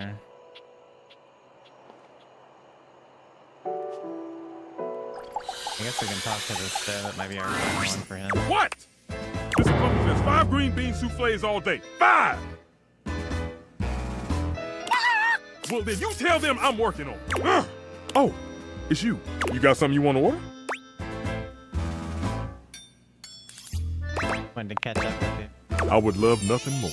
Because here with you, the sun dims, the stars pale, the moon herself bows to the glow of your brow. Here with you, is there music? I hear only the beat of my heart as it seeks the rhythm of your own through liquid dawn. Come on now! Yes, quite. Ha ha! Thought I'd try one of Fabrizio's lines. I kinda like it. I'll have to ask him to give me some more bon mots. Well, anyway, what's up? What do you take Good Sisters? Aside from the fact that I'm a stole? Sure. Mr. Cluckles? Taking 5. Oh, because it's a backstory. My mother. An old chimenea. Bless her hearth. Always told me that true love blossoms in the kitchen. The reason I work so hard is to honor that saying. To me, food is the delicate act of uniting those from all walks of life. It's a brief moment where you can escape from the busyness of modern life and just enjoy. Breathe. It's a reminder that hard work often rewards us with fulfillment. Whenever you work, you're always yelling and super busy. That's kind of romantic. I'm glad you think so. Whew. Would you like to hear a secret? Sure. I really hate raw food. You don't say. It tends not to be fragrant, and it usually only simple prep work. All the satisfaction of managing heat, wafting in the aroma of roasting ingredients, waiting for everything to be done exactly right and at exactly the right time. It's all gone. It's replaced with the cold precision that is best left for hospitals. I can see that. You can? You can! Please, get the word out. Raw's blah! Blah. Yes! All right, Mr. Cluckles, I'm coming. Thanks for hearing me out. Come on over sometime and I'll make you something special. Damn, how many times do we gotta talk to the stove, man? Gotta go recharge. We ran out of charges.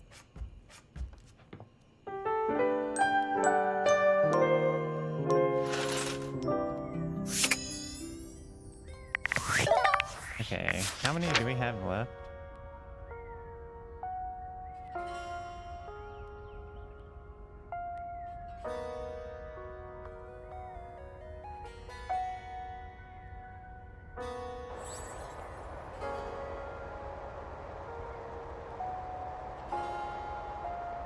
We'll go talk to the rock in the office.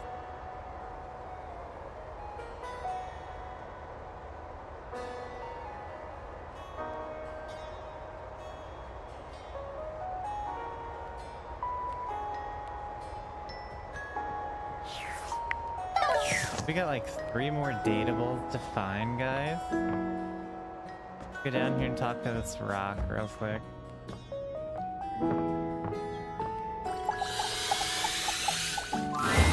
You expected some manner of dazzling beauty when you focused your gaze on the beautiful geode in your office, but you couldn't have imagined this goddess. Her crystalline eyes upon you stop you in your tracks. The planes of her sculpted face glitter so beautifully, you're almost tempted to touch her. But the aura of power that radiates from her stops your hand. You are new. I've lived here for years. Your years are less than a few moments to me. I have heard stories of the master of this household from Aaron, another green young shoot convinced of their own immortality, even as the wildfires rage closer and closer.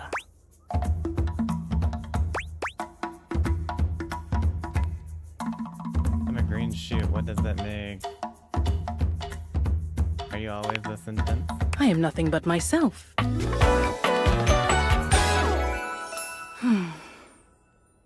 Rangamon. I don't know if I say it. I am a geode here in your home, but I am so much more. I am the earth that nurtures you. I am the elements that imperil you. I am all that was and all that will be. The first and the last. The beginning and the end. I just call you bro. No.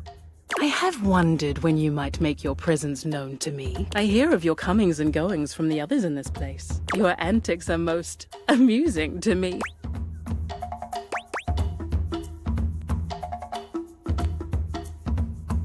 Didn't think we ever got us to care about that. I do not care about what you do, but the things you do. I have not had this manner of entertainment in years. Continue.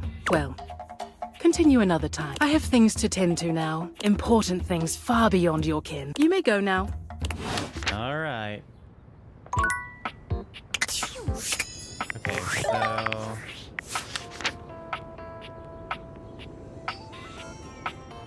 we still have to find out how to get that chair, girl.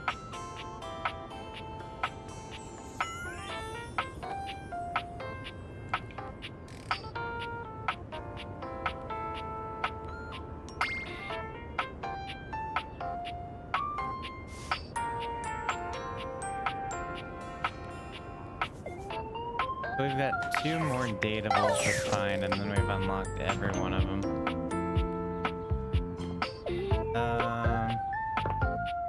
Well, let's go talk to our shadow friend here.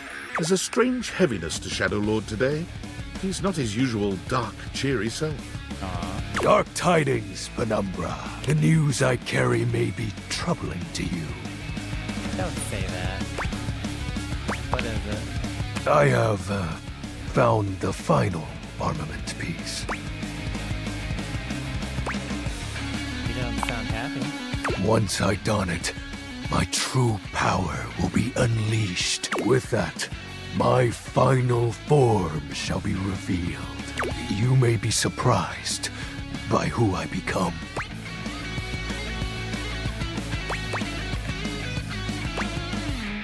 Do your worst.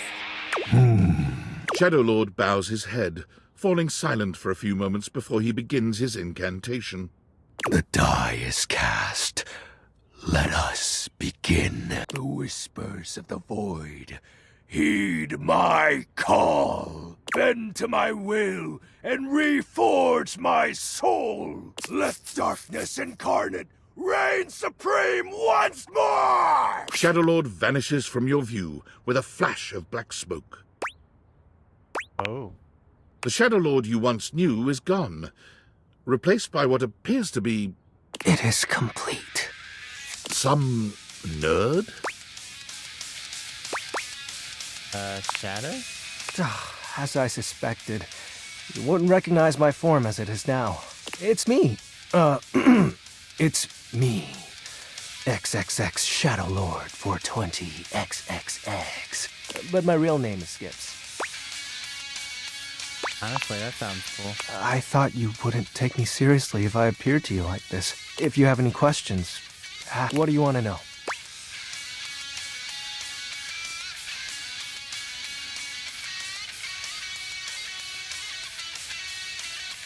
So is the Great Cataclysm a lie? Well, that was actually the most accurate thing I've said. You had a rift with your friends?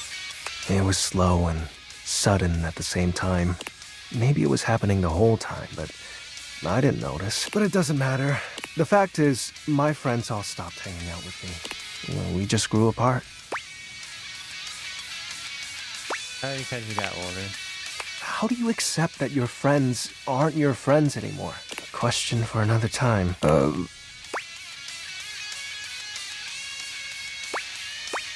Who's Shadow Lord then? It's a handle.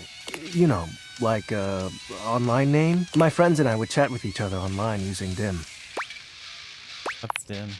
Oh, DOL Instant Messenger. Okay, what's DOL? Darkness Online. Are you too young to know what that is? So your shadowy gatherings are just the online chat rooms? Yep. I wasn't kidding when I said Shadow Lord was a popular name. You know how many shades are out there? You're darkness, right? We're all darkness. Some work in collectives, while some occupy a whole house to themselves. Who's Skips? That's my real name. Skips Shadley.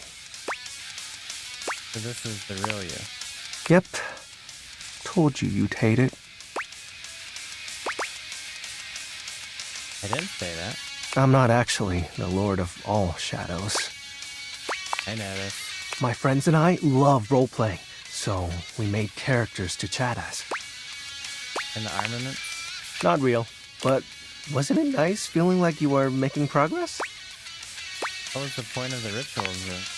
I was excited to talk to someone again. I'm gonna cry, this is so cute. Ah, gross! Well, maybe that's okay. It was Lunar Night. His name was Benji. Is Benji. He's the one who invited me to the group. The group? The chat room. He was really encouraging with everyone's roleplay, especially mine. Did you ever meet in real life? Yes, it was nice. There was an eclipse and we were able to join our forms. I hope wherever he is, he's happy. Very mature of you. Yeah, well, I've had a lot of time to think about it. I still get bummed out, though. But that's just my mind taking negative nosedives every now and then. I hear you. I figured you would. I think I get it now. So, are you mad at me? No. Cool. Do you still want to hang out with me? Of course. Well, that makes me happy. What do you want to do? We can do whatever. Chat, play hangman, chill. After all, we don't have to worry about time anymore. Why is that? Well, because I'm going to turn you into a shadow. What? Now that I'm up to full power, I can reconfigure you. That way, we'll be together forever.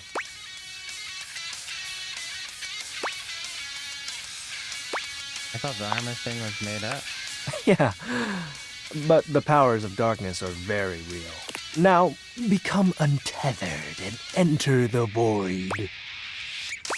Not like this. It'll be fine. You're not like the others. You won't leave me like they did. Like Benji did. We'll be together forever. Trust me.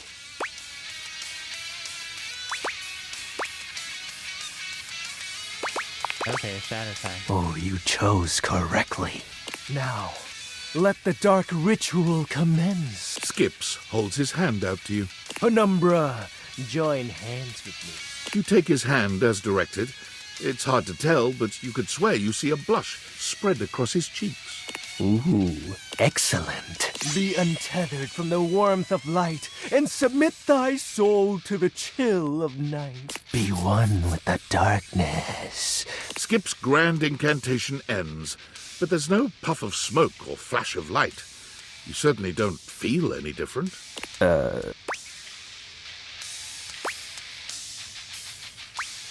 Did it work? This can't be. Why isn't it working? Aren't you fully attuned with the shadows? No. That's not right. If you can't become a shadow, how can we truly be together? Yes, that's fine. For you, it is. You have so many other friends to talk to. I only have you. Why do you have to go in the morning? Why can't you just stay and be with me? Oh, Lord.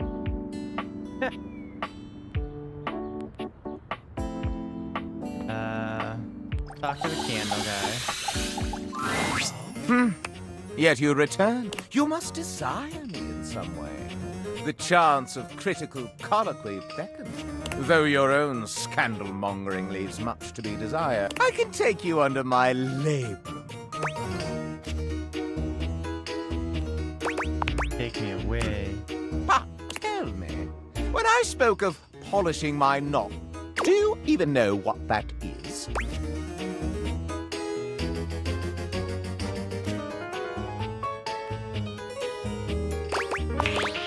Correct. You certainly know your way around knobs. Now, where on me is my labrum?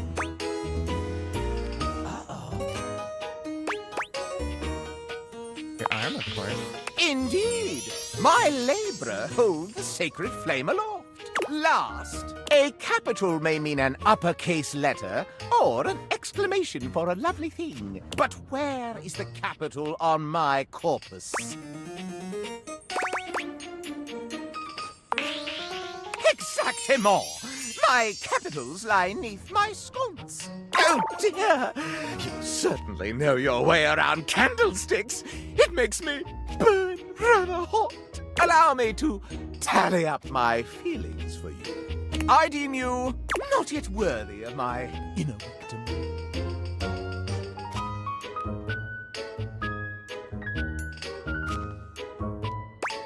How do I get myself into that wicked? You must share with me more goings-on. It is give and take in the world of rumor, you see. Do you have any for me? You return. You are rather jejune in your jests. But to become one with a path of scandal, you must give as much as you take.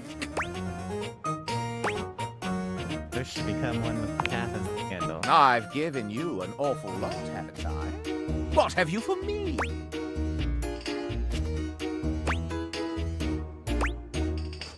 Here's a ghost here. A ghost? Where? What? How?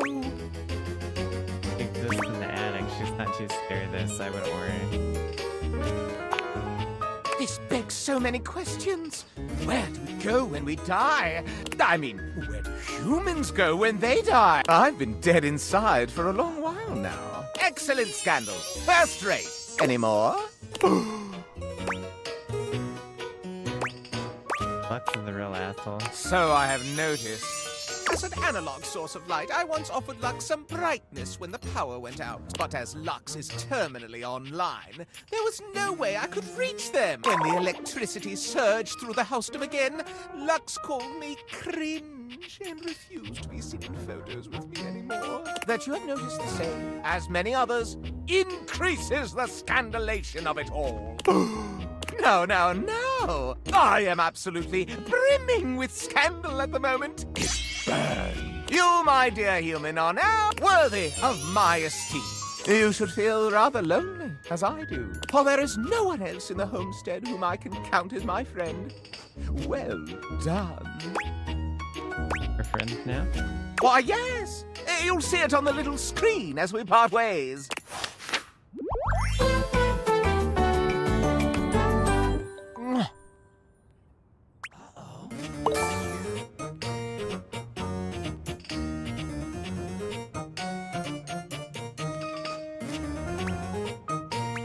I guess we need charm now to get boost.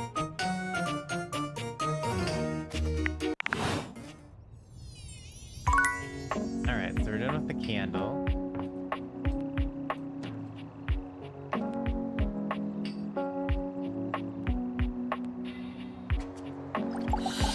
Talk to the stove again.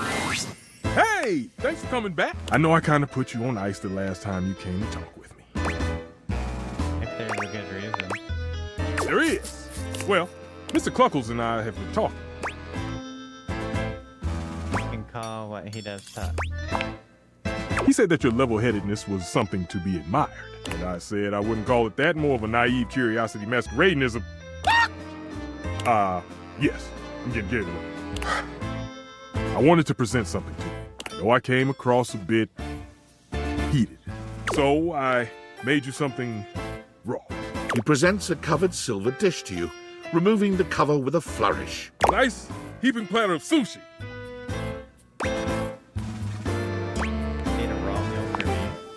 I don't need to be yelling and carrying on all the time about my conceited opinions.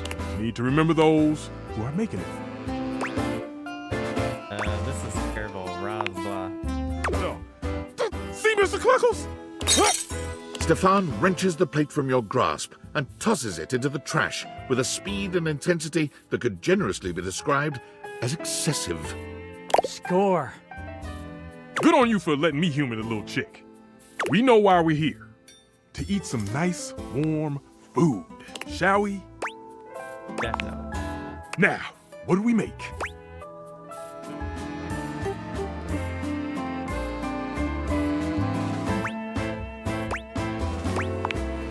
A perfect way to set your palate. A little foreplay before the main course. here we are, using one of my sheet pans. Nachos en la stufa. You really understand the way to a stove's heart. That wasn't that easy. Did all the work. I'm not very good at cooking. You get what you put in. No one starts off being a world-class chef. You learn little by little along the way. Not so scary when you put it that way.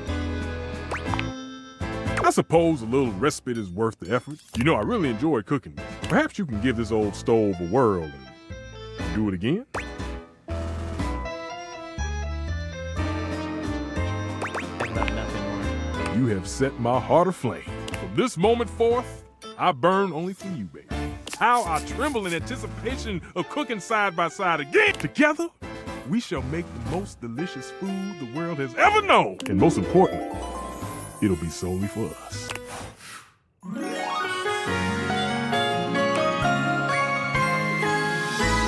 My love.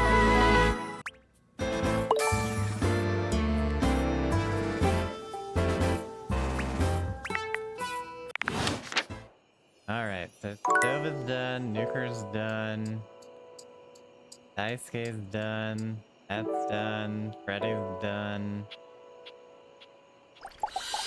Talk to the toaster again. Phew, glad you're here. I need a break. I have been thinking about this new song I want to write, and it's super fun, but it's also super exhausting. Like, I kind of feel like my coils are gonna uncoil or something, and I'll just be like this really sexy, talented metal puddle on the floor. It's weird. No, I totally get it. I can help. Don't turn into a puddle. You can totally help. Oh wow, this is actually great. Usually I write all my songs alone, but for some reason, this one is just not coming. You wanna be my writing partner for a sec?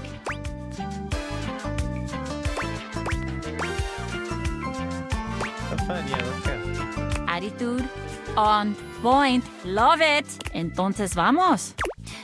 Okay, so I'm gonna ask you some questions. You ready? Of course. Perfecto. Now, where did I put my notes? Gotta be careful with them so they don't incinerate. Ah, here they are. Okay. When you think of love, what's the first word that comes to your mind? Happiness.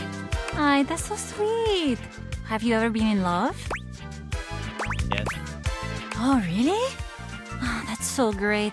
I love being in love. And this lucky other, do you still love them? No, not anymore. Ah, wow. That sounds like it hurt. I'm sorry to hear. Heartbreak is the worst. It's amazing for writing songs. I don't know why, but it's like this bottomless well of great lyrics. I've had my heart broken. It's where a lot of my great songs come from. What happened? It was a miscommunication, I guess.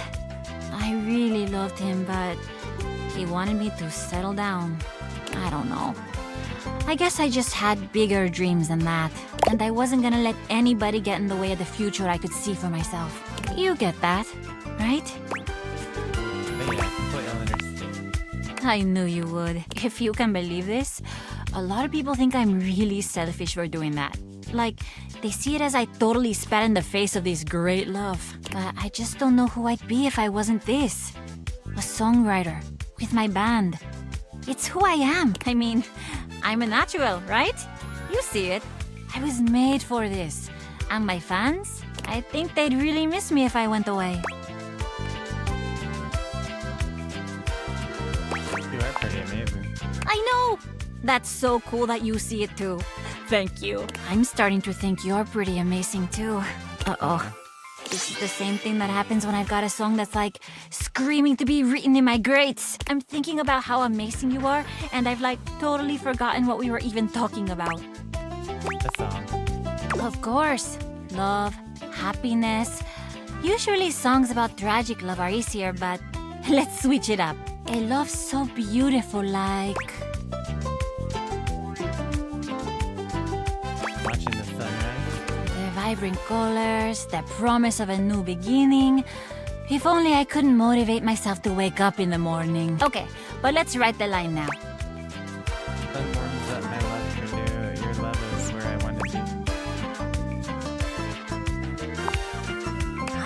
fuerte. A strong love, always moving forward. Songwriting is so much fun. It's like actually my favorite thing to do, but sometimes it's so frustrating. I usually go to my band when I need help, but for some reason, this one feels different. Thanks for helping me with it.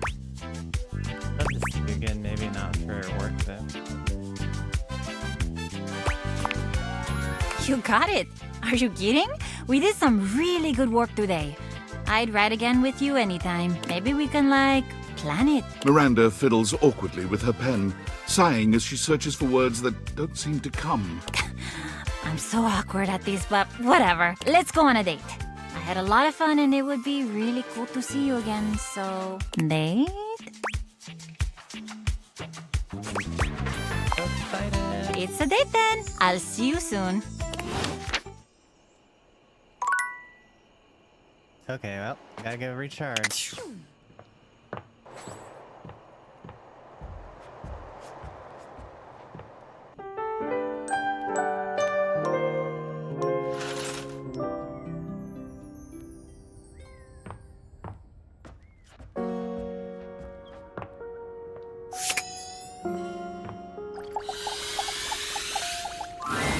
Once again, Dorian stands in your... Are you trying to leave again? There are still more conversations to be had with all of us. There are still more of us to be realized. We're just saying hello. Ah, thinking of getting to know me better. As if I would have more to say than last time. I would suggest speaking with my other forms around the house. I'm always on task here at the front. Strictly business. Why the hell is he so hard to talk to? My god. Oh, let's talk to the Shadow Lord again. Might be able to finish him.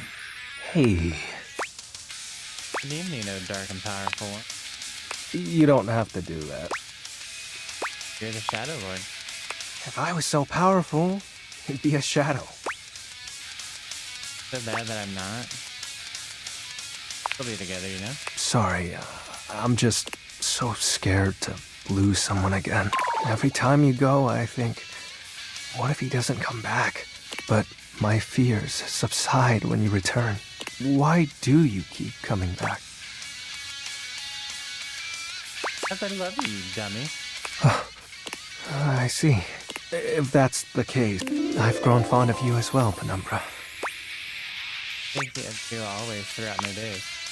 And I of you, through and beyond my nights. This is lovely. Your warmth. So cool. Now, what sinister ideology shall we deliberate on tonight?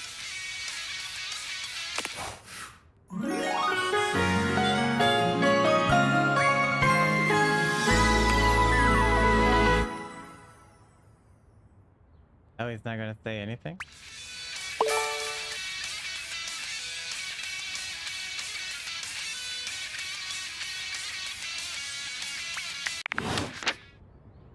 Okay.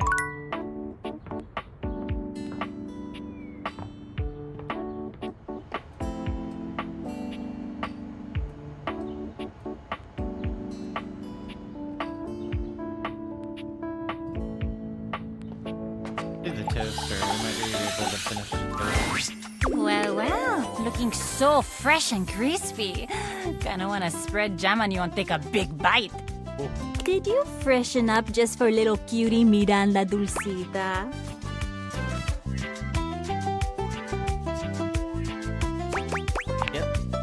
Hi, you're so sweet. I mean, you're so right, but you're so sweet. So, we are on our date officially. It's happening. The day is here. Let's do this. I'm gonna be super generous and let you choose the first thing we talk about. Mostly because we both know that I would choose to talk about music first, last, and forever. So I'm gonna give you the option of talking about something else. Like, for a second at least. Tell me about you. Me? My second favorite topic, gotta be honest. Okay, where to start? So, I grew up loving music. Mis padres queridos told me I was made to sing. I was in a restaurant, and oh my god, you've never had tamales like these. They were unreal. I used to sing when the food was ready, and it turned out that the customers really liked it. So my mama built a little stage over by the big window as like a show for the customers in the evenings, and I would perform. I guess the rest is history. I haven't stopped performing since. Like your parents really supported you. They totally did. My dad was a little tougher.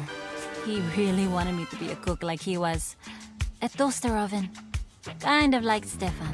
But I swear, beyond making things hot and crispy, I'm like totally useless in the kitchen. I once tried to toast refried beans, and I thought my dad was gonna collapse right onto the floor and cry.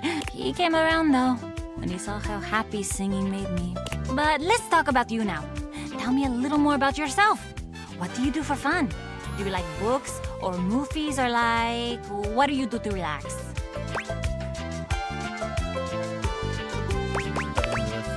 Hi, I knew it. There had to be like a really deep reason we connected so well. Do you have a favorite genre?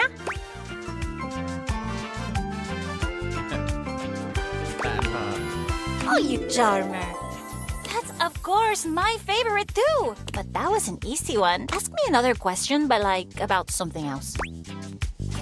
Hey, if you could travel anywhere in the world, where would you go? If you could have any food in the world, what would it be? What a good question. I've always wanted to go to Brazil. The food, the carnival, the locals who are so cool and interesting. It would be so fun. And I love going to the beach. Do you travel a lot? I never leave my house. Oh, that's so sad.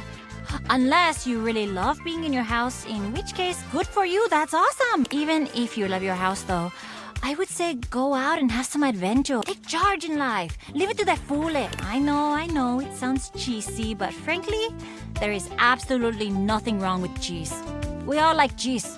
We all need a little cheese in life sometimes. I tell the migas all the time, be not afraid of the queso. And there I go, talking about my band again.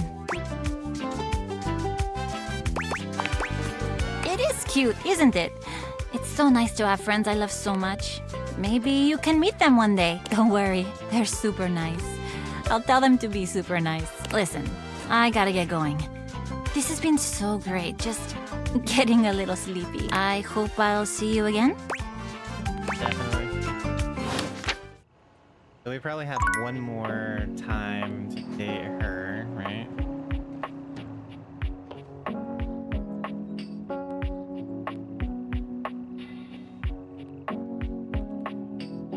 We talked about Huh? Oh! Sorry, I guess I drifted off for a sec. Been feeling even more scatterbrained than usual.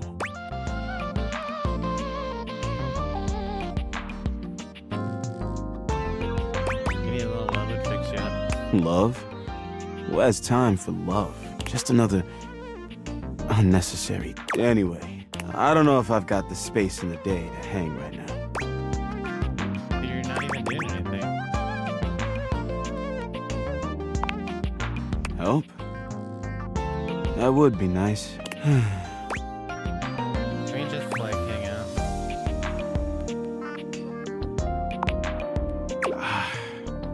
I don't know if I can just jump into that so fast. I've been collecting things for so long. I feel like a part of my identity. In order to feel comfortable letting things go, I think I need to reclaim some of myself first. I bet a game would help you do.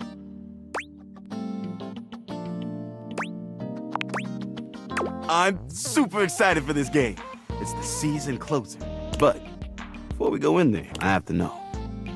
Are you a super fan? I'm a super fan. Then, let's test it. Who did the Hankies trade their right basket for in 08?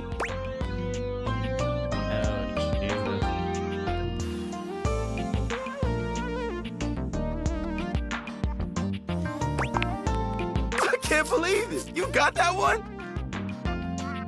Okay, now this next one is for stat nerds. How many runs did Bleachido Suzuki win the Laundry Home Run Challenge by?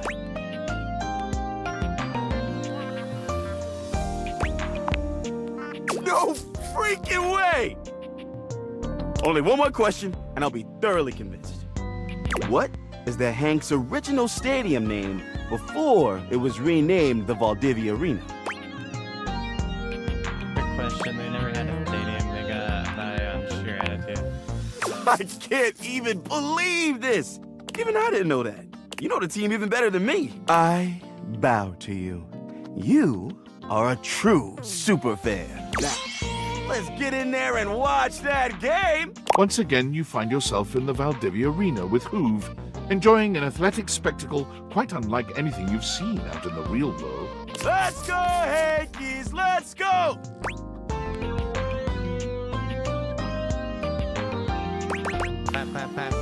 That's it! Love the enthusiasm! Okay, here's the final hit. Bases loaded. Tie game. Hankies are pitching. Hey, what should the pitcher throw?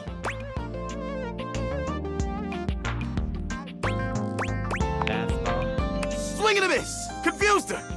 Okay, what should the next pitch be?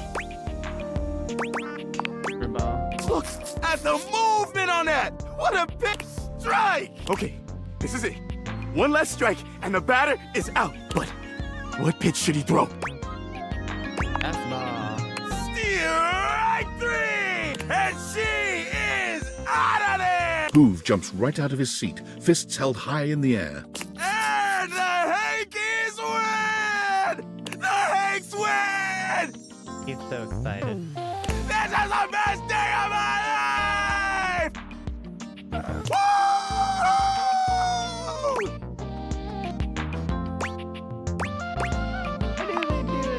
They always manage somehow! Whew. Okay, well, on this great note, what do you say we look at a few other things in my bag?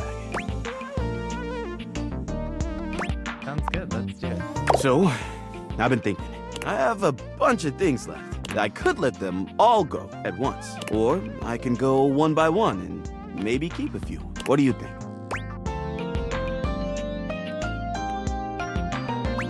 I think you should let them all go. That's a big leap of faith, but it feels right. It feels like the winning move. Yet, I'm torn. What would the Hankies do? They'd win like they won today.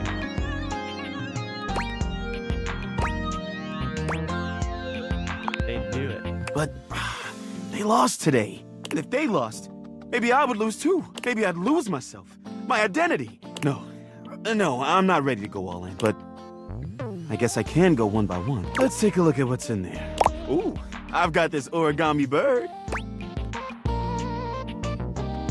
Let it fly. Oh, but I loved finding this. Are you sure? Sure as I am that the Hankies crushed today, I'm pretty sure. Maybe you better keep it. All right, I'll let this one go. Next up is this. Wait, what is this? I think it's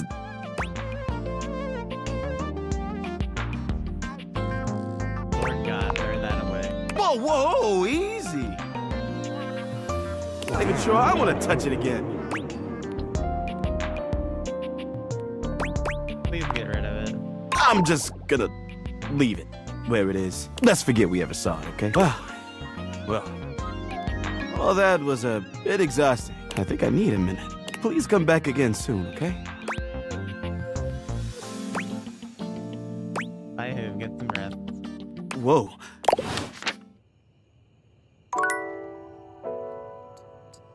Got one more that we can talk to. Talk to this. You're back! Oh, Sudsy, go lick someone else's hands. I don't care how dirty they are. Off with you. Go to your tray. So, have you found someone to help yet? Matter of complete coincidence, I happened to run into Vagabond Various. You did? I I did, and as another matter of coincidence, I happened to be carrying an unneeded shovel at the time. That's so unlikely as to be almost unbelievable. Well, you know that they say fact is stranger than fiction. They do say that. They always have. Anyway, I offered Vagabonda the shovel in exchange for lifting the curse, and Viola, you're all better now. I am? Wow! Thank you! Let me shake your... That's odd. What's odd? Nothing's odd. Everything's totally fine, and you believe me. Your tricks won't work on me! My hand isn't a hand at all! It's a stainless steel knob! And my neck is a faucet! And my dog is still a bar of soap! I don't care if you don't mind, Sudsy! The point here is we've all been lied to!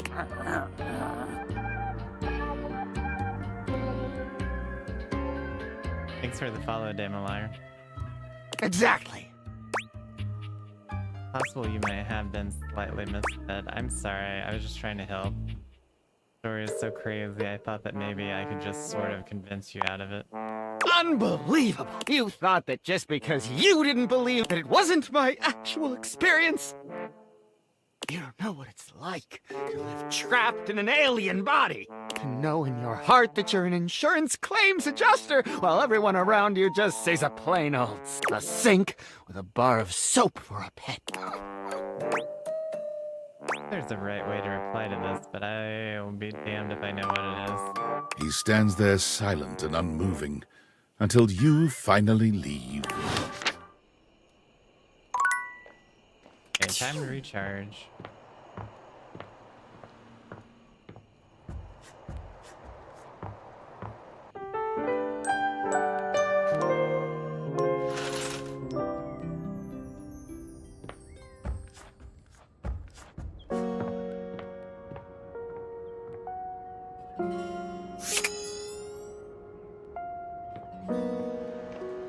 Oh yeah, the toast. Just to finish the toast. Hey!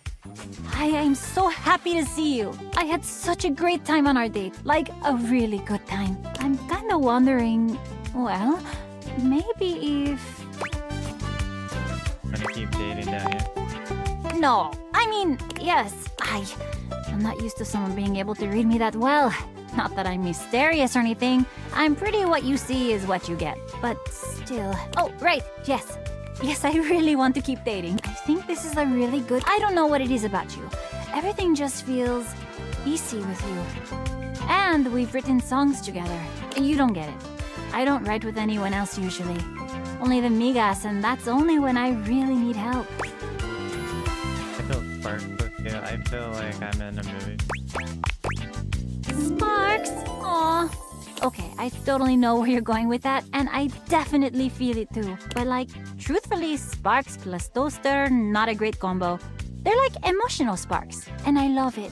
But if you ever feel physical sparks, then we have like a whole other problem that needs to be addressed like now. ¿Me entiendes? Don't answer. I know you do, amor. I have to get back to working on the album or my bandmates will kill me. I mean, not literally kill me because they're like so tiny and also because they love me a lot. But you're kind of all I've been talking about lately. Ay, Dios, it's so much fun to be in love. I'll see you later, okay? Call me more names in Spanish, mi amor.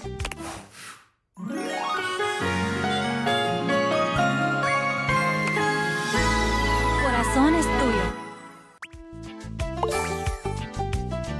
Okay, so we got some charm there. Okay, so fridge, air fryer, toaster, dishware, stove, microwave, all done. Ironing board's done. Talk to Hoove again. Huh? Oh. Hi. Sorry, I'm just trying to suck up this speck of dust. Give me a sec. Hoove huffs and puffs, but try as he might, he can't quite manage to capture the dust he's aiming for.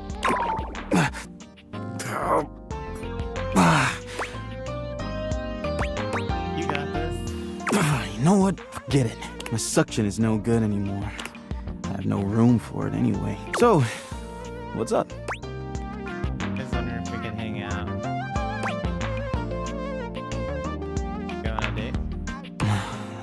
I have no room at all for that sort of thing at the moment. I'm packed to the brim.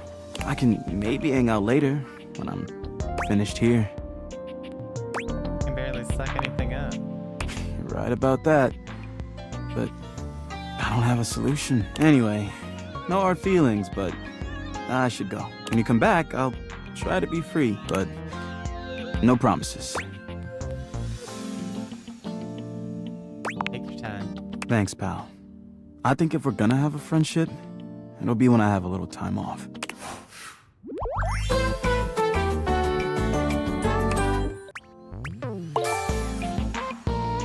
What was that? Was that poise? Okay, so the sweeper's done.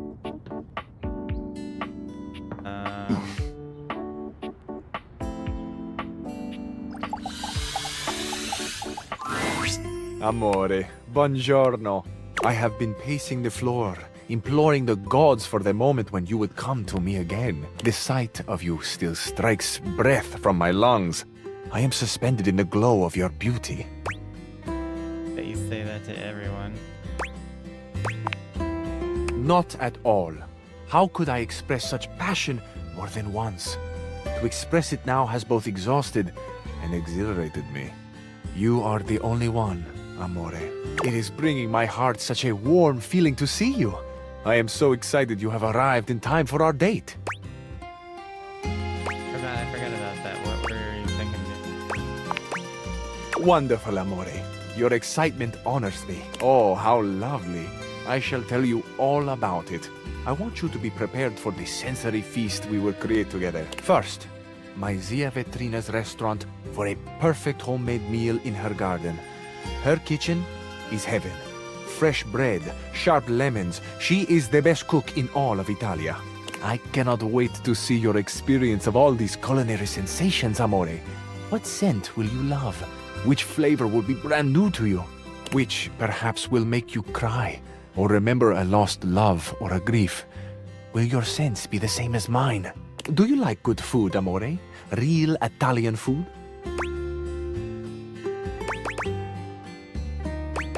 Obviously.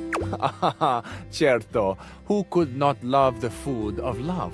After we have reveled in the pleasure of Zia Ventrina's cooking, you shall meet my dearest friend. Well, perhaps, except for you, Amore. This is my scooter, Il Ragazzo Pazzo. Together, the three of us will take the most beautiful road in all of Italia. From Ventrina's right down to the sparkling ocean. We will wind through mountains and fog and dazzling sunset light, and we will park mere feet from the gently washing surf. Have you ever ridden a scooter, Amore?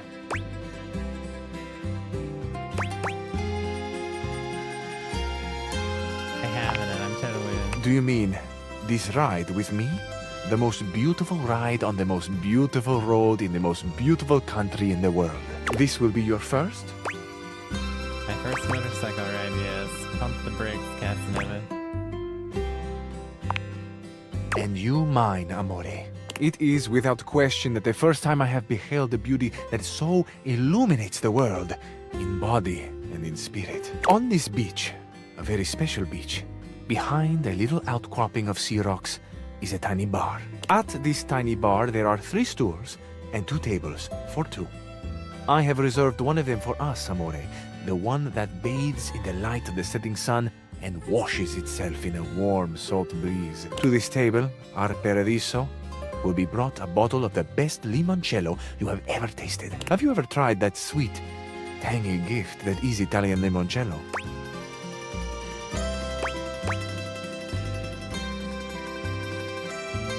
Never. You're making this sound so incredible. It is. It truly is. So, with a humble flourish, I finish. That is the date. The romantic flight I propose to you. It is an embodiment of my love. How I love. What I love. I love love. Truthfully. It is my great honor to offer my love to you. Tell me, Amore, what do you think and feel about love?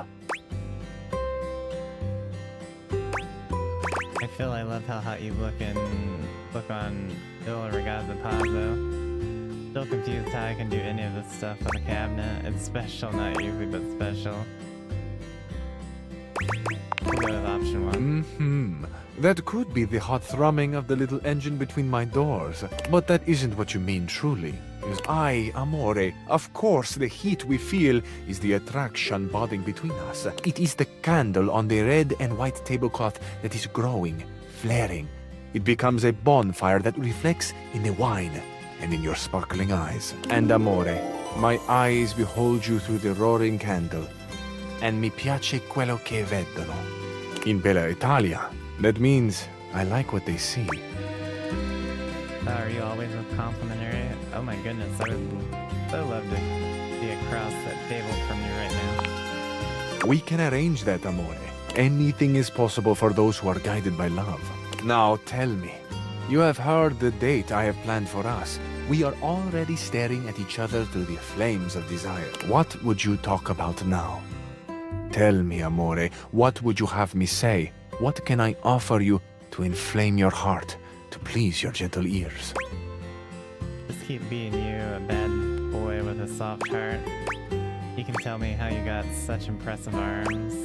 Keep on being excited by me, I love it. You could not have said anything that would have pleased me more deeply than this. Ah, my lover, my friend, my inspired breath. The ways you excite me cannot be counted, cannot be measured. I am enlivened by your presence. I am awakened by your notice and grown to the stature of a god by the gift of your smile upon me. Even when you walk away, amore, there is more pleasure to be had. Your gait holds the allure of a champion pacing the grounds, a monarch in the pavilion, spotlit by the very heavens themselves. Going on another date, right? So yes. On that note, I'm going to go and feel great about myself for a while. As though any force in heaven or earth could stop me. It will be the pleasure of my existence thus far to take you for another romantic ferry ride. In the meantime, amore, I will dream of you. Alright, we're making great progress with the cabinet. We've got 2 charges left. Let's try talking to the dishwasher. Welcome to Valdivian Plus, Dishwasher Edition. What is your password? Guys, I can't remember the fucking password.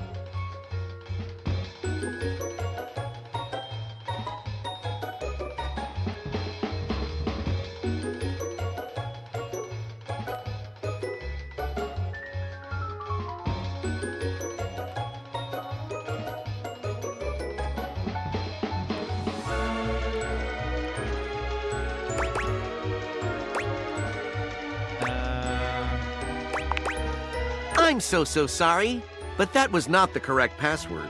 That was 2 failed password attempts. After the 3rd failed attempt, this user will be locked out permanently. I will send a message to the account holder warning them of the attempted break-in. A message has been sent. Goodbye. And I don't remember the password.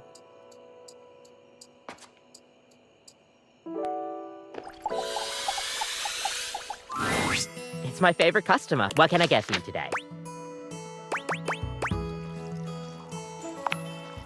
Sure thing. One latte coming right up. Kopi gets to work, grinding and pouring and mixing with an impressive speed. And voila! 1 latte just for you. Hope you like it. Be sure to try out one of our other flavors when you come to visit next. We'll see you next time.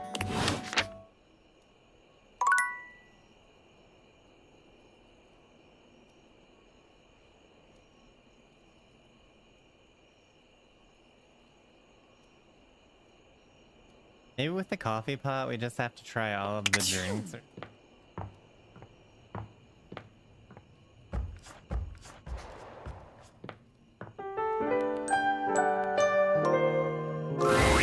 Nightmare comes to you at the usual time and place, but there's something strangely hesitant about her tonight. She fidgets with the dark wisps at the edges of her being, the same way one might fidget with their hair.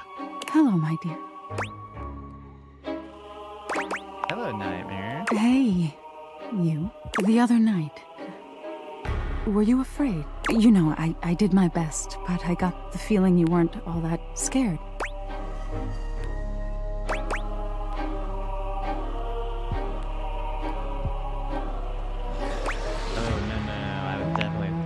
Oh, okay. I get the feeling you're just being nice to me, but I guess I'll take it. Nightmare sighs, her horrifying shoulders sagging visibly. You've never seen her look so out of sorts. I knew it. I knew better, but I did it anyway. Did what? I let you see more of myself than I intended. I'm losing some of my mystery. I'm losing my ability to frighten you.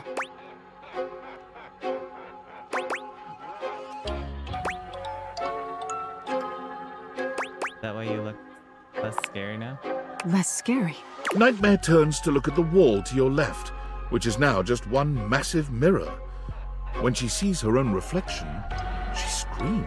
When did this happen? Oh no. No, no, no, no, no, no, no.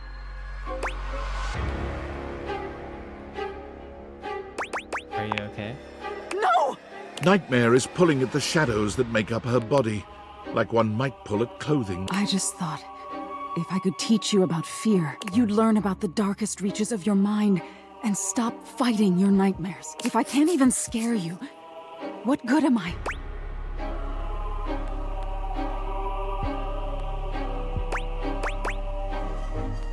Why do you have to scare me?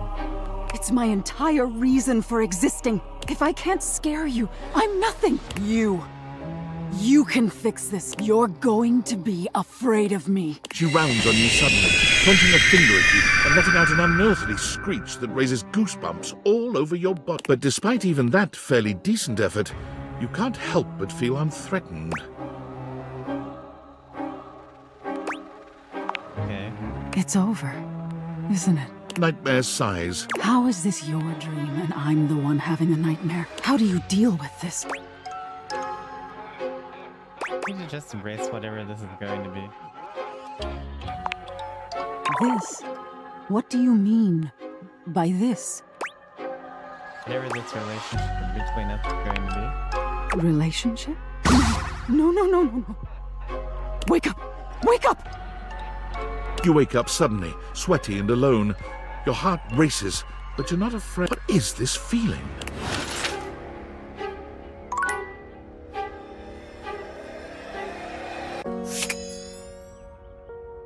Hey, here we go.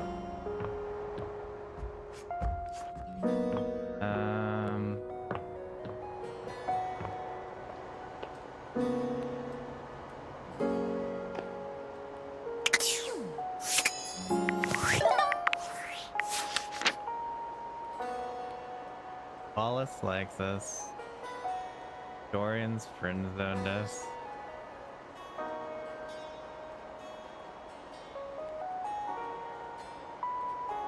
Timothy loves us, Art loves us.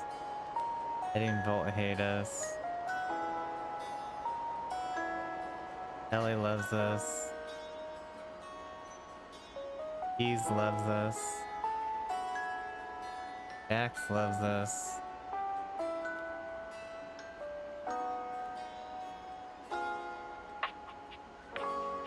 Freddy loves us, Stefan loves us, Luke loves us, Miranda loves us.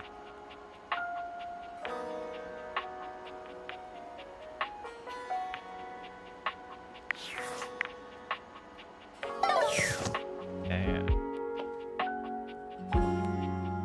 Dude, Jesse again. Welcome to Valdivian Plus. What is your password?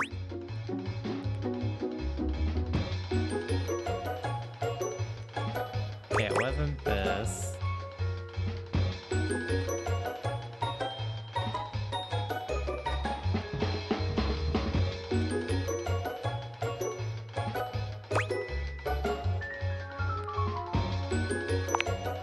I'm so sorry, but that was not the correct password. After 3 failed password attempts, you will be locked out of this account permanently. Shutting down.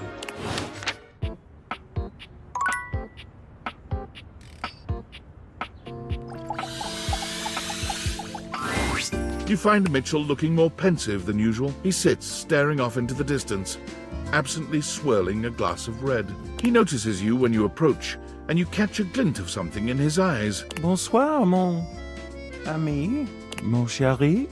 Sometimes I get so wrapped up in what I'm doing that I forget the most essential things.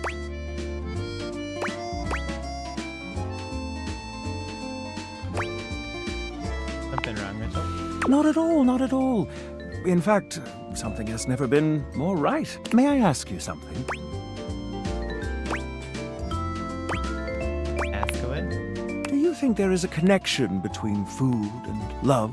Specifically, do you think that by eating with another, delighting in delicacy, appreciating the ambiance of a fine establishment, engaging in pleasant conversation and the elegant dance of table manners, can these things make love?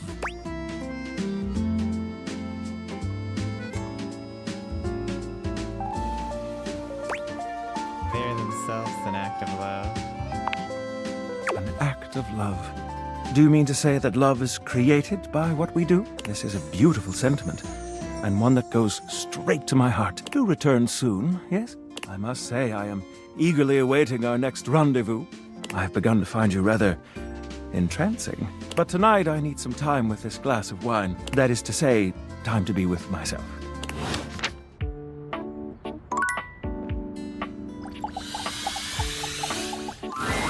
You're back? You actually came back. I mean, I know you said you would, but I figured you were just being polite. Oh, I'm so happy. Well, let me be a good hostess and fix you a drink. What would you like? Excellent. So, what'll it be? Aperol is having its heyday right now. Less bitter than the classic Amaros and less alcoholic too. Let's be on trend. Coming right up.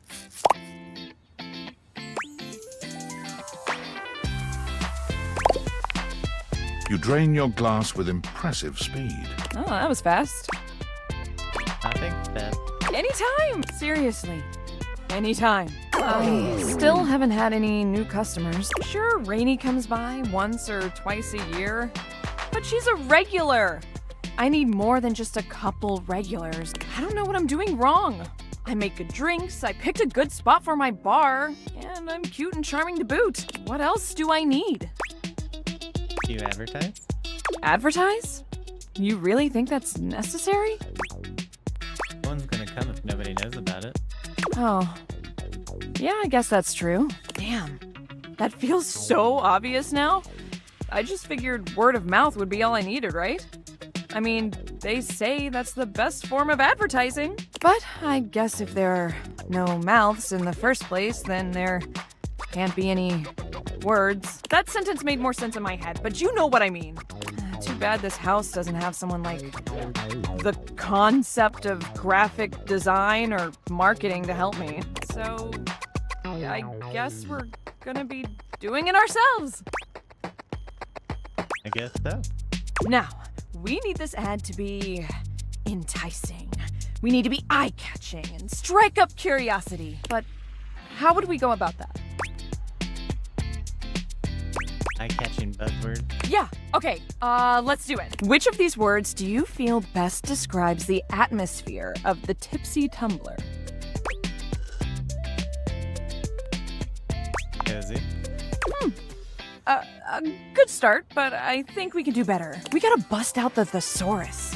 Show that we're smart. Now, Lyric won't come by anymore after I tricked him into saying some drunk tongue twisters, but he left behind some good pages on his way out. How about one of these bad boys? I mean, they're all just different ways of saying cozy.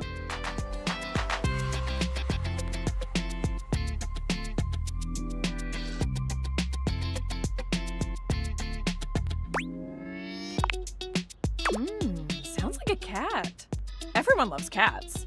Therefore, everyone will love my bar. Thanks for the help. I'll draw up some posters and post them around. Oh, I'm so excited to show this off. Do you think Freddie Yeti would let me hang some of the posters on him? Oh, maybe I could get a TV commercial or a video ad that you can't skip. Huh? Or maybe I'll start with the posters and see how that goes. I kind of forgot I was on a budget for a second there. Ugh, I'm just so hyped. I'm gonna get to work on this right away. So, shoo! You're in my creative zone. Okay, how many more do we got? 2 more charges. 6. Try talking to this chair again. Calibrating. Incoming meteor. Readjusting ship course to avoid impact. Beep. New data added. It appears we are being watched. The petite blonde thespian turns her attention to you suddenly, greeting you with a cheerful smile. Oh, hey there! I didn't realize I had an audience.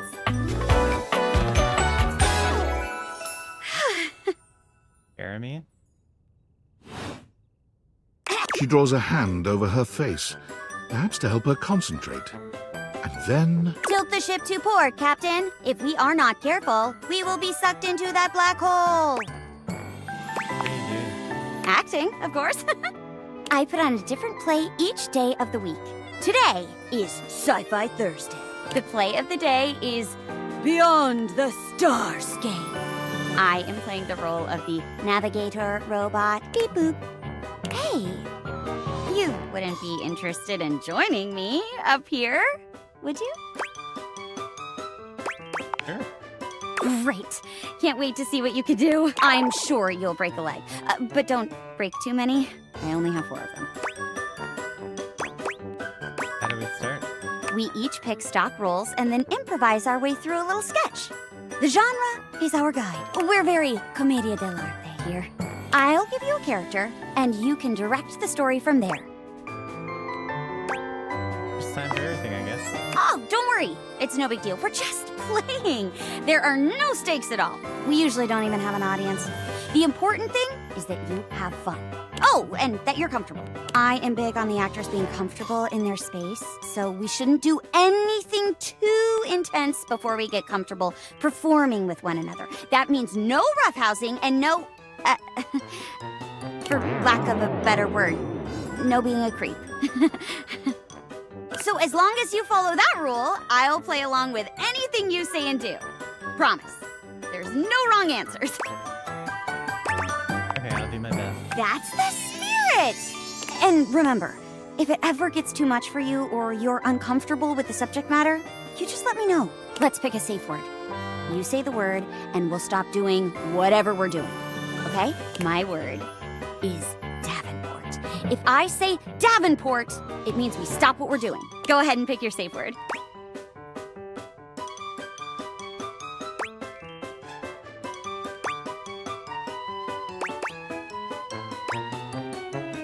Share sex.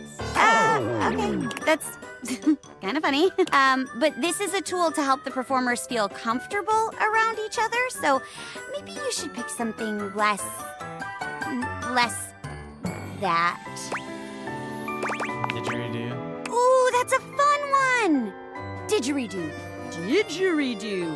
Didgeridoo! Okay, got it. Great! Let me introduce you to today's audience. I didn't know there'd be an audience. Hello, audience.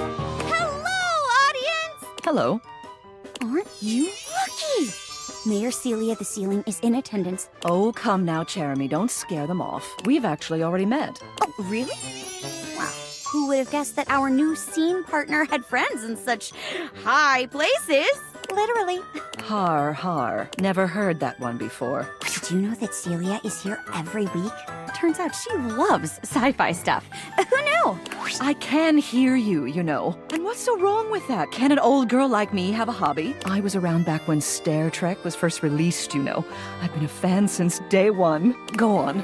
Aye, aye, Space Commander. Today's play is about a group of space explorers.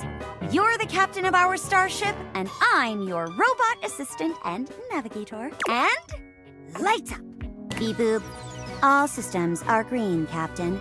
We are surrounded by both the vastness of space and the endless prospect of adventure. Query, where shall we go?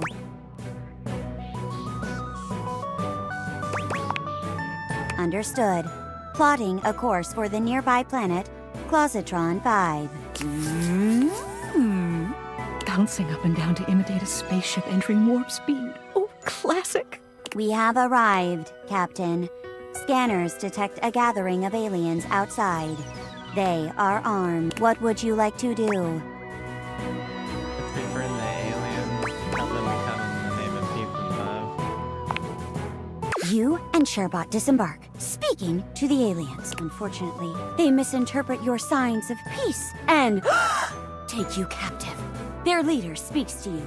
Human invader, we are a stable race of four-legged creatures. But your robot companion, it is a swivel chair!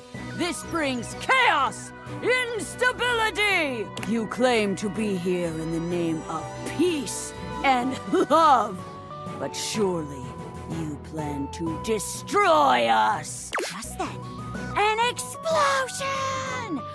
Giant spider-like creatures begin invading the alien camp! Ah! It's the Ottoman Empire! We will be overrun! What can we do?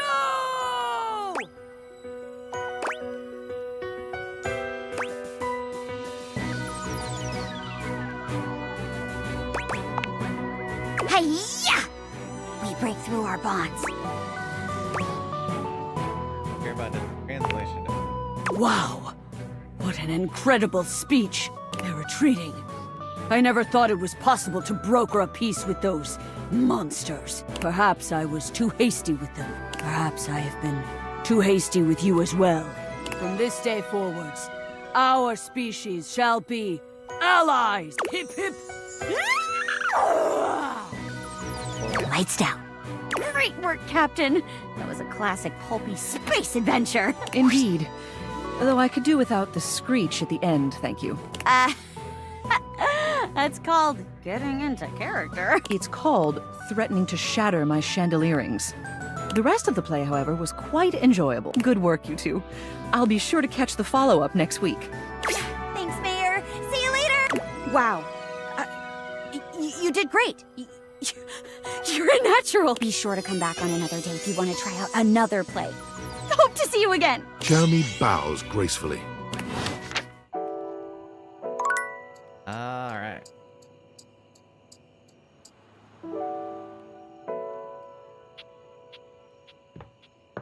Okay, let's get another coffee so we can finish the nightmare one.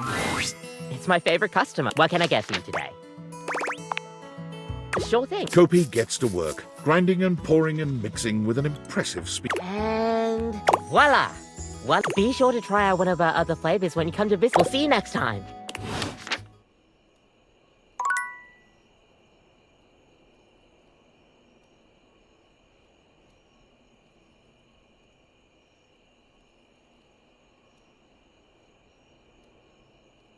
All right.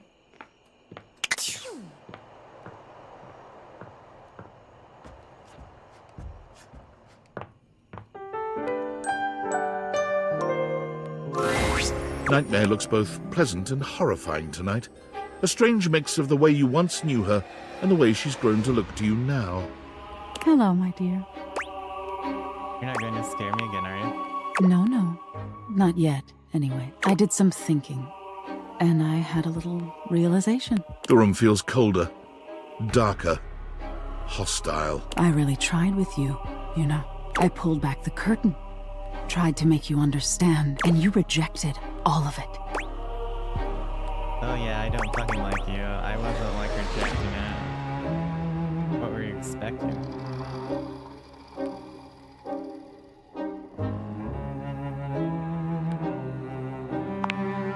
For you to fucking listen. But you just couldn't help yourself. Nightmare seems larger somehow, looming over you in a way that activates your fight or flight. But you can't move, can't speak. That's it. If you don't value me, won't engage with me, I don't think you deserve to dream anymore. You don't deserve to live, really. Maybe I should take more than your dreams from you. Your body is melting, and your thoughts are a chaotic scramble. Perhaps you could have avoided this by being nicer to her, but you're past regret now. Look at that regretful expression. It's too late, dear. You had your chance. Maybe someday you'll be willing to look inward and find the things I've been trying so hard to show you. But from here on, you'll wake exhausted, with nothing in your mind. No good, no bad, just darkness. Goodbye, and good night.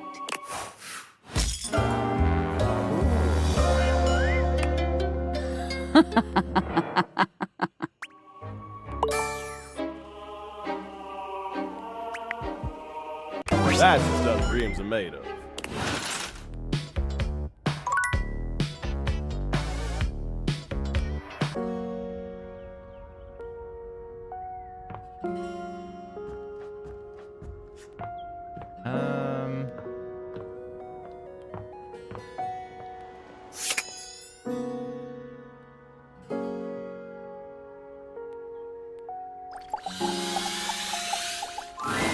Buongiorno. It is so wonderful to see you again. Tell me, come stai? How are you? I'm talking to you, so I'm wonderful. Eccellente. I was just thinking that today is a beautiful day to smile, and then here you are. I cannot help but smile to see you. I am truly aligned with the will of the gods, it seems.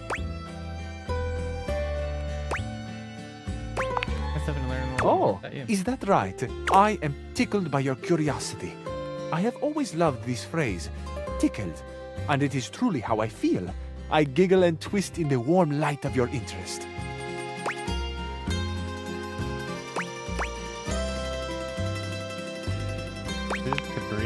I am what you see. I am an open book, amore.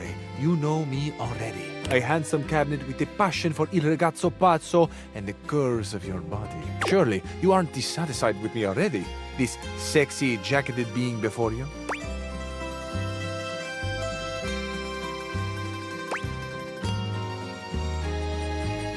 Not at all. Your sexiness is fantastic. Of course it is. I would say I have worked very hard to cultivate a certain appearance, and it would be true, so I will say it. Amore, did you imagine I was about to lie and say that this was all natural? No, no. We are all our own masterpieces, I believe. Truth or dare? Dare. I dare you to receive my hand in yours. He reaches his hand out for yours.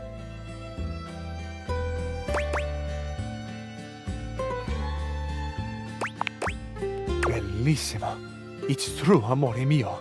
Al cuore non si comanda. You can't rule the heart. It is a popular saying in the romantic comedies. I find it especially true right now. The heart wants what it wants, no? Mine certainly wants you. Your hearts want me, amore. I can well believe it. My heart has been singing your name like a gondoliere. Are you sure it's not just your eyes?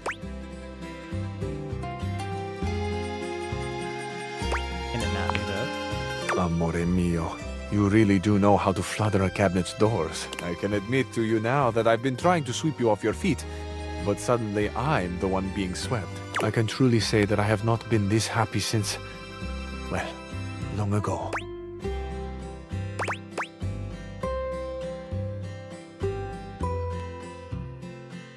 You're ready to talk about it, then I'm eager to listen.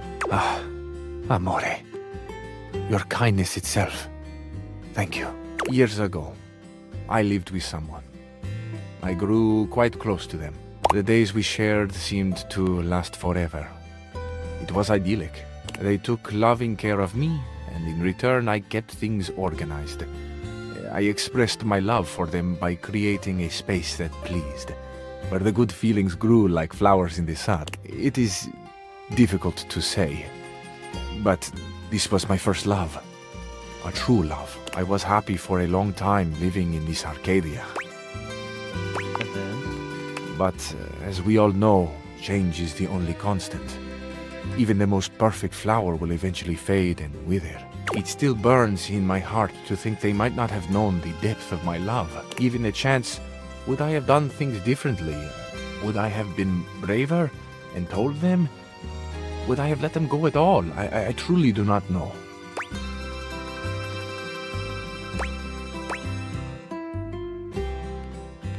should have opened yourself fully. When I say I have painful memories, I do not mean the pain is from someone hurting me, or the pain of loving the wrong person, someone who would not love me back. I loved them with my life, and then one day they were gone.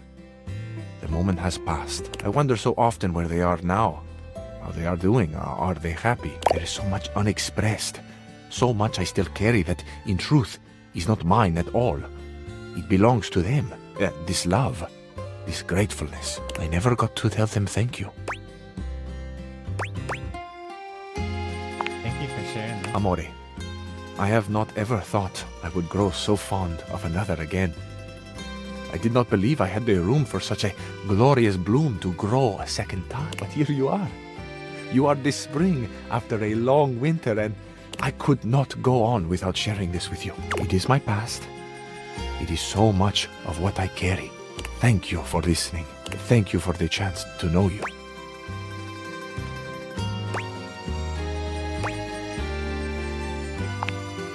You are too kind. It feels inevitable for me to tell you now that I love you.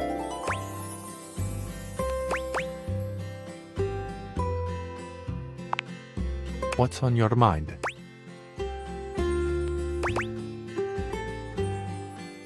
Story sounds very familiar to me. Familiar? Yeah, it's something about your past and your stories in general. Ah. Yes, I might know why that is. I have something to confess to you. Go ahead, it's alright. This, my life, my stories, it is all from the movies that are near and dear to my heart. I wish more than anything that I could travel and be worldly. It has been such a deep and passionate dream of mine that I think I have gotten lost. I created a life that was never mine. Of course, part of it was that I so wanted to impress you. I have watched you, and you have fascinated me. But it was never just about you. My spirit yearns for something more.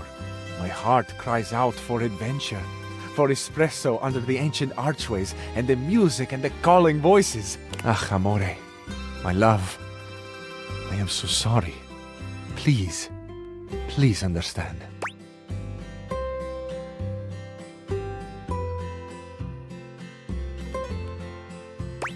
I do understand, but who you really are is wonderful too.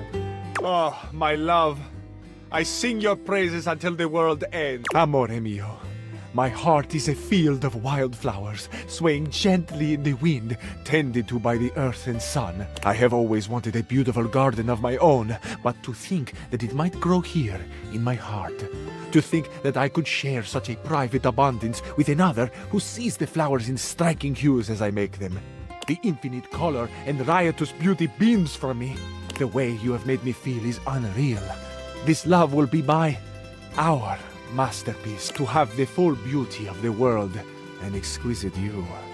My life reflects in on itself until I am blinded by how much I see. Amore, you are eternally the brightest star in my sky. Te amo.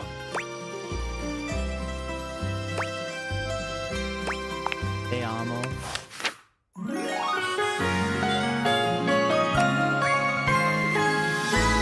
I will never love anyone the way I love you, amore.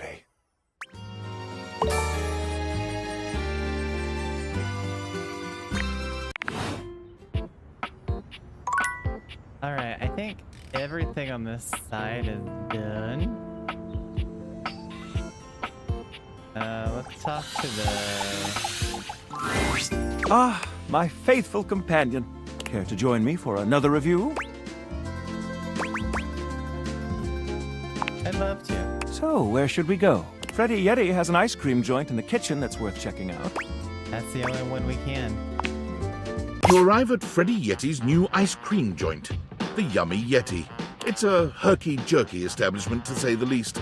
The ice trays are slipping and sliding everywhere. The frozen peas and fruit have not yet been moved totally out of the way, and Freddy himself is hard at work trying to put together the last touches on his icy creations. We have arrived. Hey guys, great to see ya. I'll be right with you as soon as I finish mixing this. Dang strawberries won't blend. What do you think?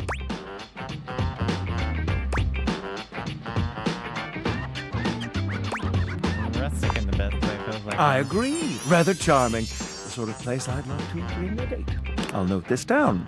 Grab a seat, guys. Pop yourselves down in that there box of Haagen-Dazs bar. I hope we won't be eating pre-packaged foods. Not at all. You're just part of the aesthetic.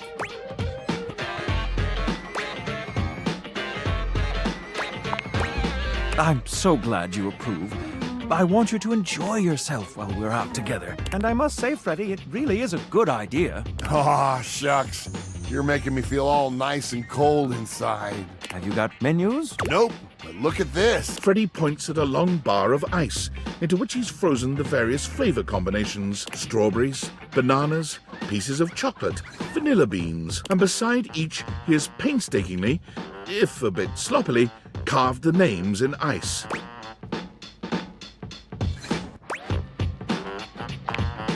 Thanks, guys. Mitchell, you inspired the idea. Anyhow, we've got strawberry vanilla swirl, chocolate chill, coffee with cream, and classic vanilla. What'll it be? You first, mon ami. So much about a person can be determined by their choice in ice cream flavor, don't you think?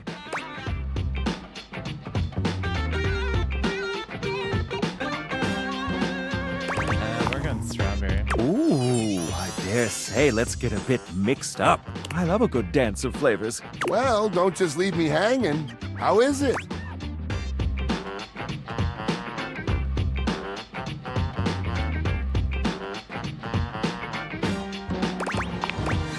Oh, that makes me so happy. Freddy, dare I say it, this is the most voluptuously iced cream I've ever had the pleasure, nay, the honor of tasting. Bravo, my friend. Bravissimo. Well, guys, I've only got one more thing to offer, and that's my every day is Sunday. That sounds interesting. Lay it on me. First, we've got the ice cream. Vanilla and brown butter caramel.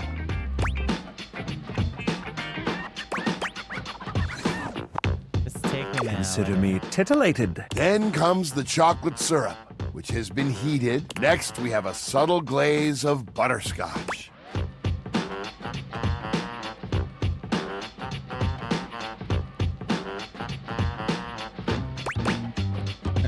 You're a naughty, naughty boy. But we like it. Some ground roasted almonds for a crunch, a bit of whipped cream, and last but not least,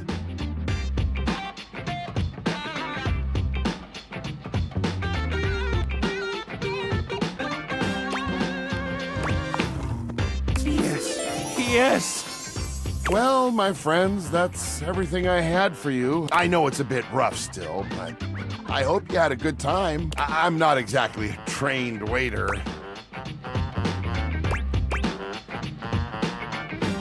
Thought the service was great. Je suis d'accord.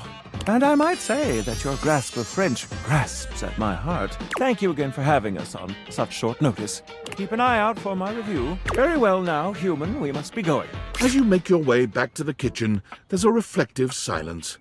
Your hand grazes Mitchell, and he looks at you. It's hard to read his gaze. I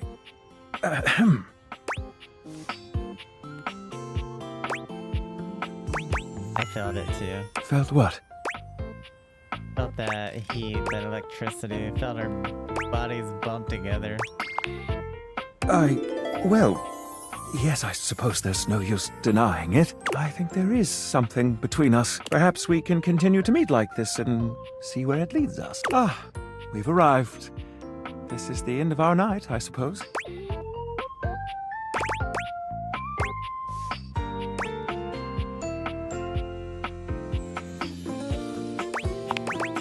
You lean in and kiss Mitchell, delicately on the lips. He is at first surprised, but then returns your kiss with redoubled passion.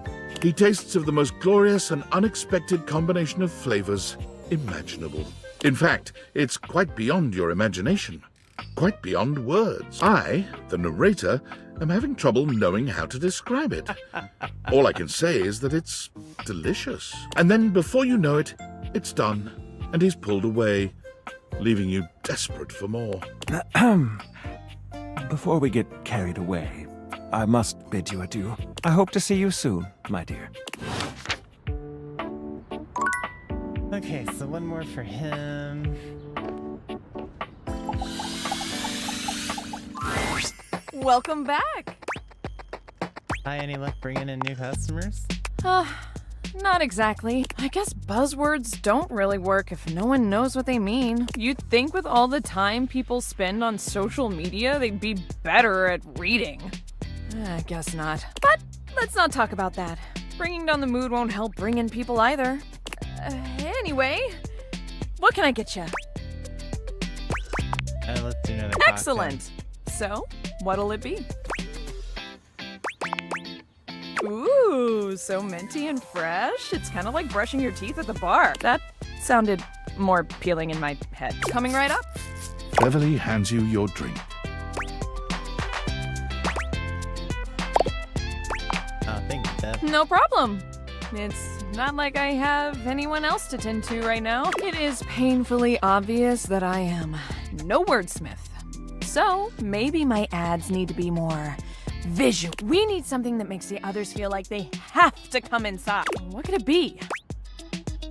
We only chose one word last time. Let's choose more. A cute mascot. How about signature drink?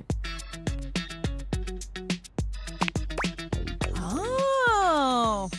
If this were a cartoon, I'd have a light bulb over my head right now. A signature drink. Yes. Oh my gosh. Again, it's so obvious. I need a drink that is so superbly amazing, enticing, and can only be found here. Why didn't I think of that before? You've been focused on other things. That's right. Like ice cube size. Did you know that the bigger the ice cube, the more surface area it has, the slower it melts? I want to have the biggest ice cubes this side of the North Pole. Will you help me make it? Or at least be my taste tester?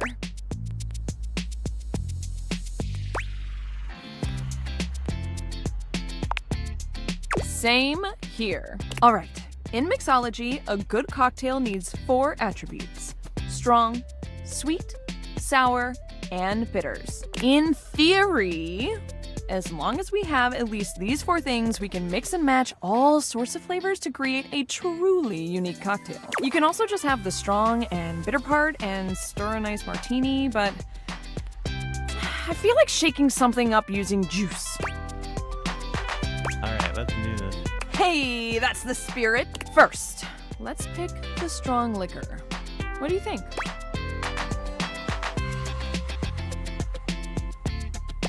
Go vodka. Clear as day. Good choice. I'm gonna put a little bit extra just in case. Now, we need a liqueur for the sweet portion. Do it. Which should we use?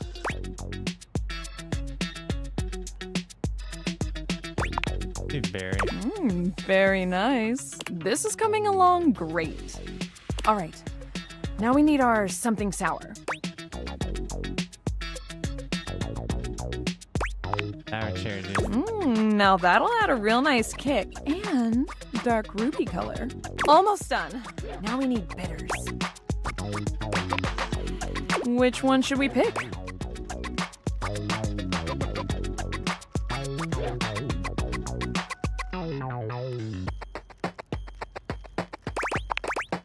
The second most popular style with another trademark to name.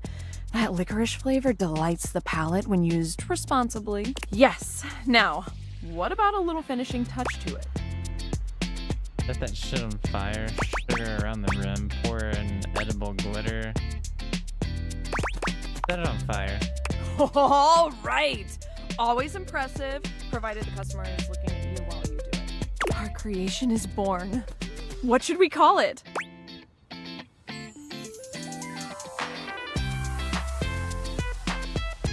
Throat burner. Yep. Sounds about right with the amount of extra booze I put in this one. I love it. It's got that dazzle we need. All right.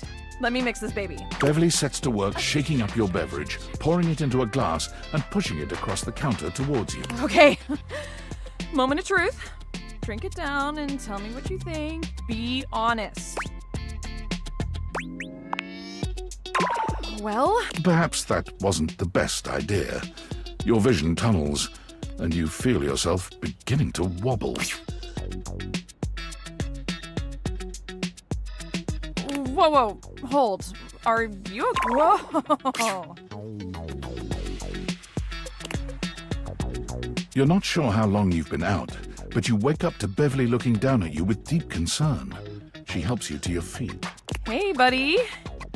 How do you feel? Ooh, I guess I put a bit too much liquor. Way too much. I'm sorry. I was just so nervous about you not liking, because I mean, if this doesn't work, I might as well call it quits for real this time. I figured if it gets people so drunk they couldn't tell the difference between good and bad, it would work out. So, you think I'm stupid? She laughs bitterly. I think I'm stupid. A big stupid failure. Beverly covers her face with her hands.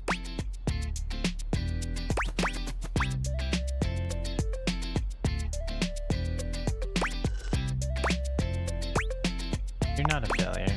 I truly am, though. I am all the bad things and more. I try to be bubbly and fun like soda, but I just fall flat. Like flat soda. No one wants to be around me, ever. But drinks are literally everything I am. I am lost without the tipsy tumbler. What do you do when no one likes the thing that makes you, you? I thought the customer's not supposed to whine to the bartender, not the other way around.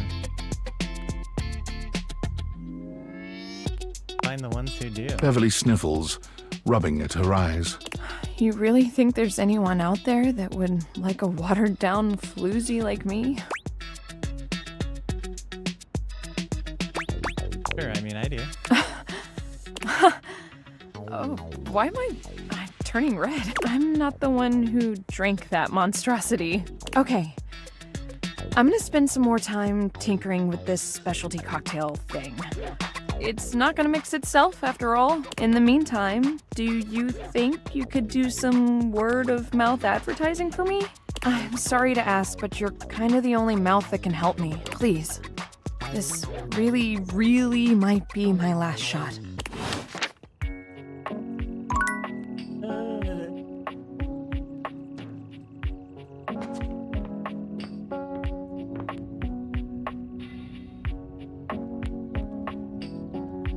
Okay, come on. We need 30 seconds staring at this wall, apparently.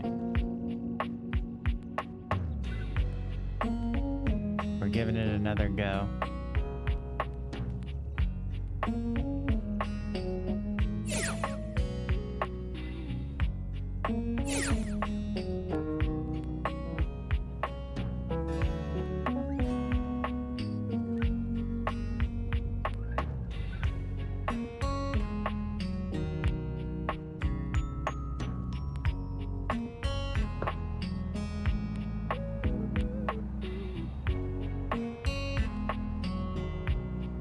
I don't know how we're supposed to do it.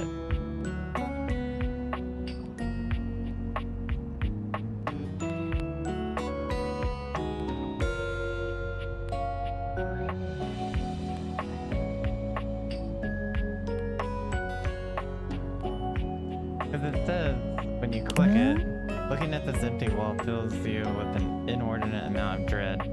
That's not to stare too long, especially not for 30 seconds.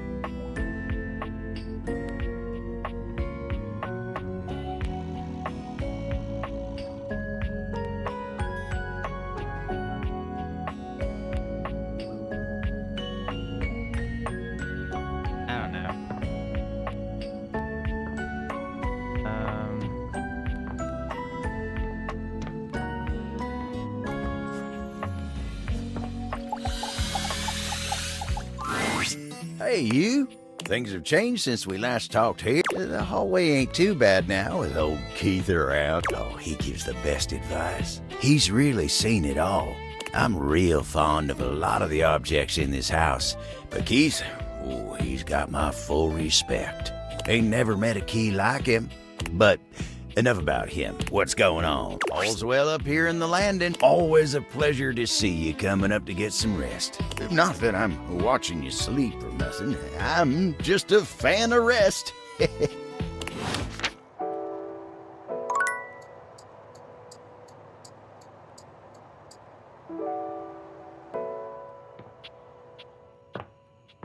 Talk chair trophy, honey.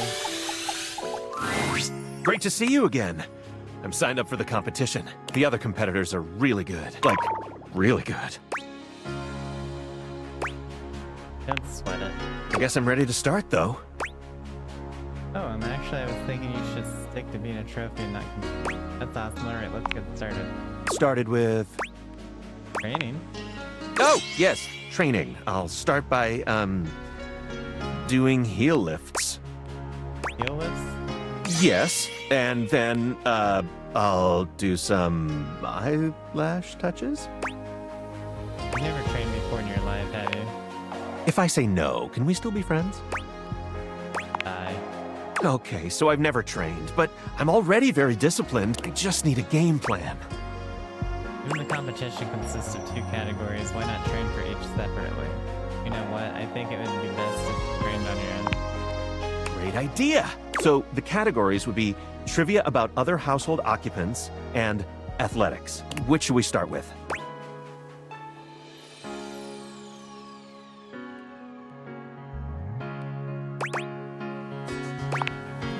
I love it. Stepford claps his hands together, perhaps psyching himself up for your training.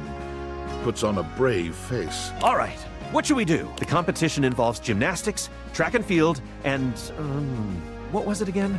Oh, right. Topless oil wrestling. What should we do now?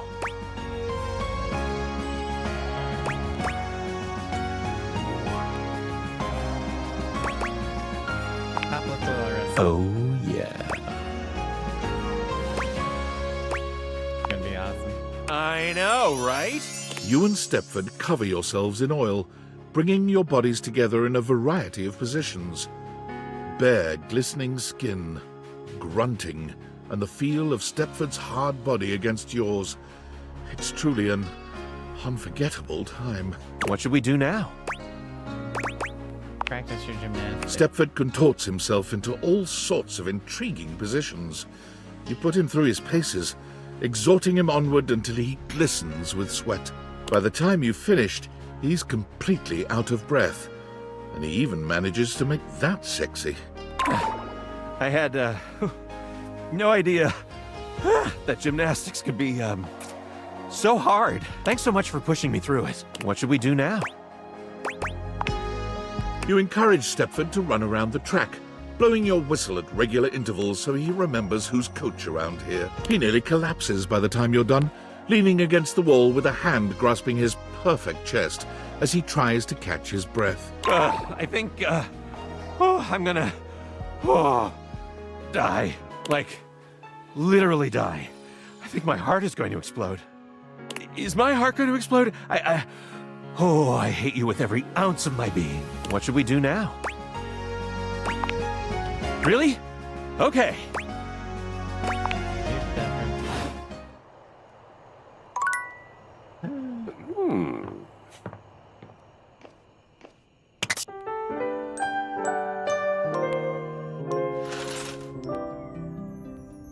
Alright.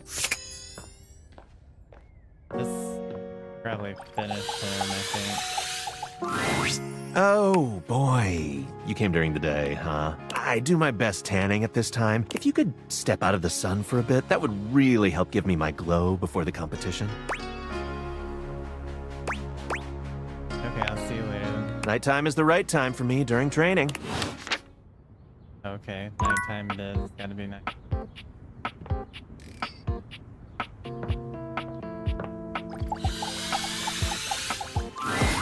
Oh, you trying to hang out right now? Of course they are. We're the coolest duo in this house. There ain't much happening over here, though. But check another window or something. Something has to be popping off somewhere else. You know, besides Rod's mouth. Ha ha ha ha. We'll see you at the new spot. What the hell's the new spot, man?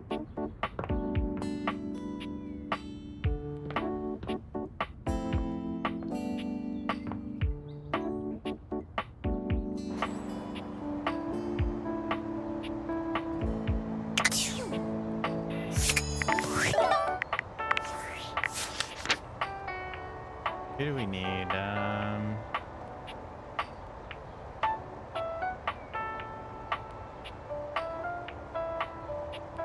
Oh, let's go talk to Shelly.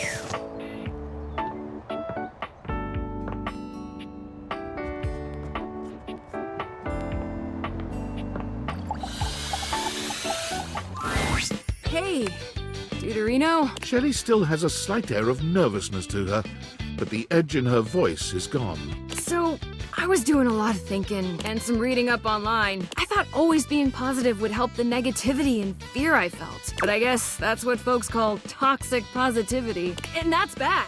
I was just so scared of falling down and letting everybody down. I was pushing people away without even meaning to. Don't blame you considering your situation. Well, thanks, but it was the wrong way to go. I'm still scared of falling down, honestly. I don't really know what to do with all that fear.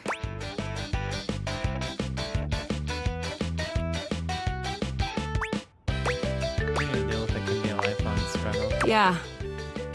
Maybe that's okay. But look, I gotta thank you. Most everybody runs away from me before too long. You stuck around. And you were supportive. I don't know if I'd have ever been able to relax long enough to rethink my entire deal without you around. In a way, you were my shelf. So thanks. You're welcome. There's one more thing. I haven't been close to anybody in a long time. And you've been on my mind so much. I thought it was all the anxiety at first. But last night, instead of staying up because I was scared you were gonna hate me, I kept thinking, I want to see that smile again. Do you think maybe we could be more than friends? I love that, Shelly. You would? Oh my god, I've never done this before. I don't know what happens next. I'm scared, but it feels different I feel fluttery. It's nice. Shelley reaches out for your hand. Her grip is strong, but there's a sweet softness in her touch. I feel like with you by my side, I can take on anything. It's easy not to worry about the bad things when I see you smile like that. The future feels bright. I'm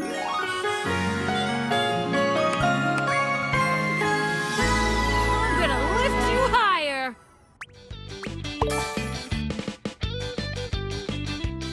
I think we got some more charm. Does that mean... Wait, hold on. I don't want to waste it if we haven't done it.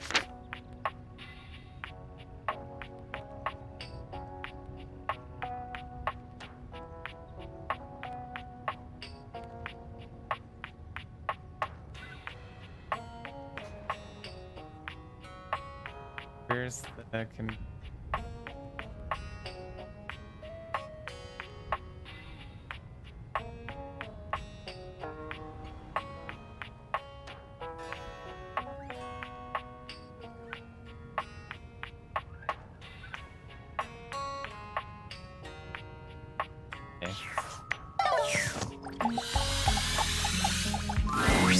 You're back! Honestly, I wasn't entirely sure you'd come. I mean, I know we saw each other several times earlier today when you were checking your work email, and then again when you zoned out on that viral video site for 3 hours, but I didn't really get to see you, you know? I just mean, I really appreciate that you returned to interface with me like this.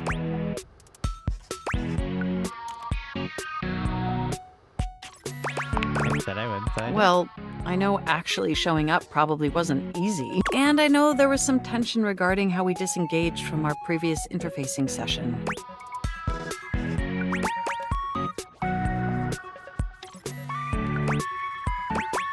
Yes, but I'm okay. I must say, though, you are looking quite attractive. They say absence makes the heart grow fonder. And when it comes to you, that's absolutely the case. Look, do you wish to know the truth? Yes.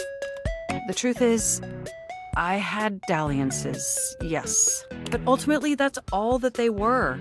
And no matter what I was doing and who I was with, I never stopped thinking about one thing. You.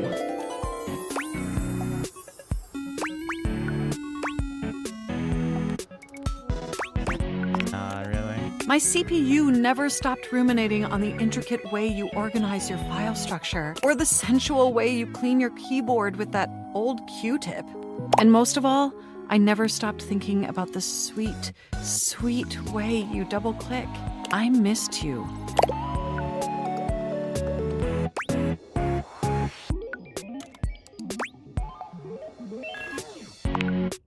But my question for you is, did you miss me too?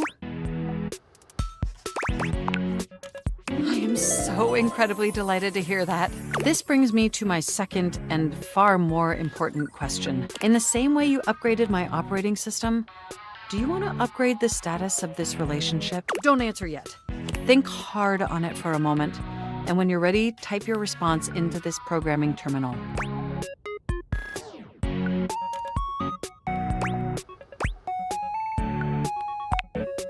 Just choose an option and I will comply.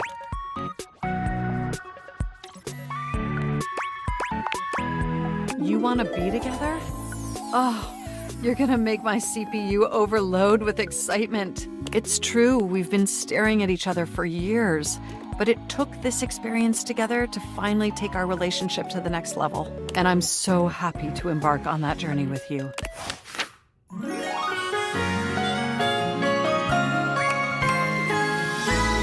Make my CPU overheat, baby.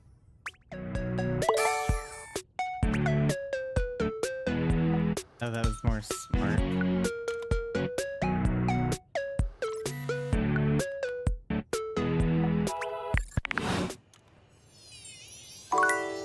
Okay, so computer is done. Jelly's done.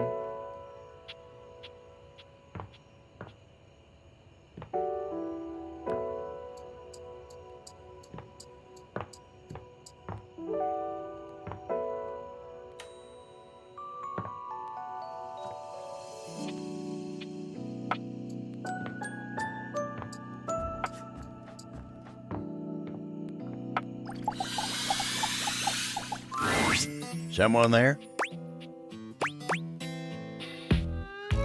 Little me. Wasn't expecting to see you here. The end table is where I like to go when I want to be all alone with my thoughts. The view here's pretty nice. Makes me feel real thoughtful.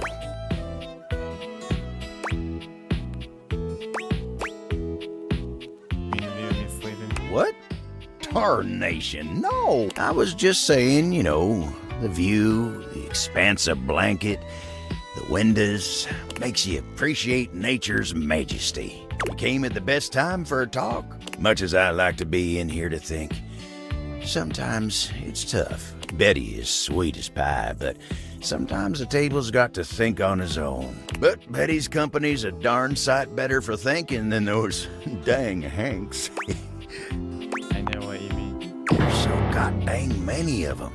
And they're always jumping, crashing round in that closet like 5 bulls on a trampoline. It's just too dang much. And then you got Benoit. What's wrong with Abel looks like he'd rather talk about anything else. He lowers his voice like he's speaking of something truly scandalous. Oh, that one never stops talking about sex. Asking me if anyone's polishing my surfaces lately. They're telling me stories about their conquests. I'm an old-fashioned kind of table, dang it. That kind of talk's supposed to be private. Oh, but look at me. You came here to talk to me, not any of those guys. Gross still. Let me get back to work.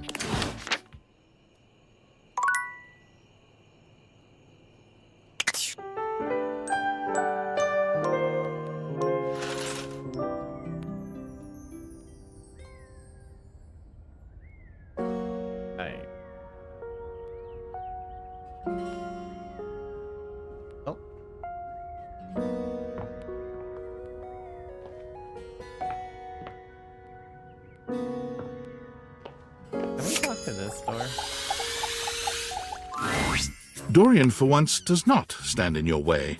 Perhaps even he knows there's no sense in blocking bathroom access. In here resides Barry Styles, your beauty supplies, and Mia, the mirror, and Rebel, the rubber ducky. What can I do for you?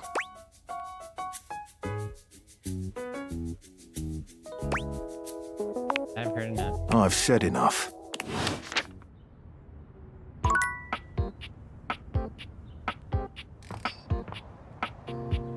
But we gotta talk to him at night.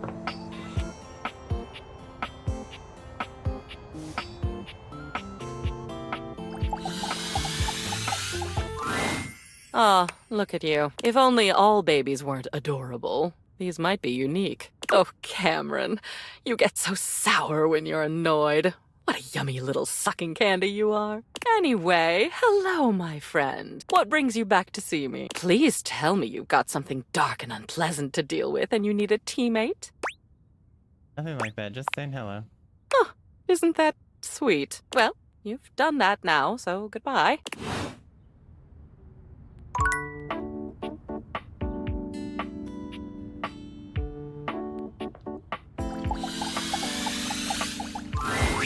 Betty reclines luxuriously on the bed when you first see her. Thinking about how your bed can be lying on the bed makes your brain start to short-circuit, but some way or another, it's happening. She looks effortlessly comfortable and luxurious, but her expression is more pensive than anything. She smiles when she sees you, sitting up and patting the blanket next to her. I was just thinking about you. Were your ears ringing? I think that's just for talking out loud about something. Yeah, but my heart was racing. Oh, was it? That's funny. My heart races when I think of you, too. Well, since you're here now, maybe you could help me out a little. I've been trying to have more peaceful nights, but it hasn't really worked out. I spend a lot of time before bed indulging myself in some detailed fantasies. Sort of fantasy. Oh, well, I have this crush who doesn't seem to notice me. Sometimes we're so close I could just reach out and kiss them, but nothing ever happens. So, in this fantasy, I tell myself I'm finally going to get their attention. I do all kinds of things. Maybe one night I touch myself and call their name when they're next to me. Maybe I bring someone home and let them catch us in the act. Sometimes I invite them to join, and sometimes we just don't stop. But our eyes meet. And they know that when I'm gasping and moaning someone else's name, what I really want is to say theirs. To let the entire house know who it is that has me so worked up.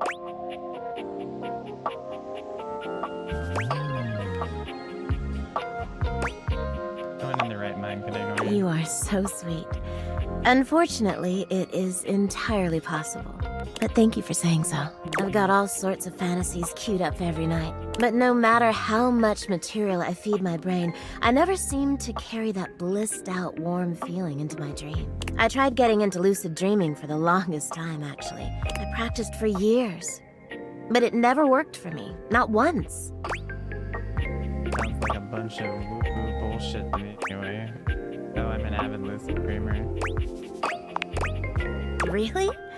Ugh, I'm so jealous. It must be wonderful getting to choose what you see when you close your eyes at night. But there's no point in dwelling on it. It's just not in the cards for me. Well, my lucid dreaming attempts are long behind me now. I do wish I could get a little peace at night, that's all.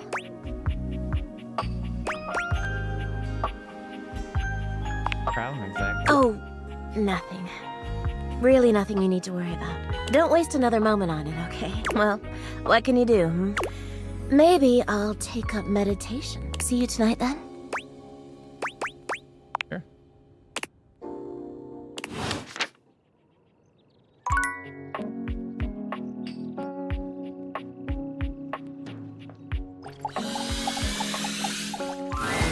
House homie! Welcome back to the Adrenaline Den! It's great to be back. And it is our pleasure to welcome you back. Our pleasure for sure. Hey, what do you think of the new branding? We just named it. Do you like it? Is it in a mood? It came to us in a dream. You were there too, but you were wearing a lot less.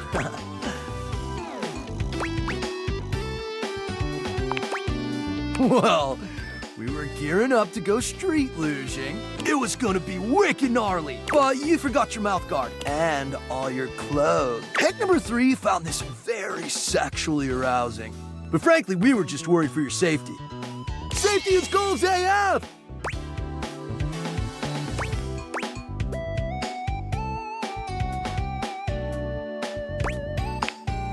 Sure, doesn't everybody? Shared nocturnal cognition for the win, fam! Anyway, give us 2 minutes, would you? You caught us right in the middle of visualizing success and some other slightly naughtier imagery. We sit and do it for 37 minutes every day. It's tight, Broseph! Ah, meditation!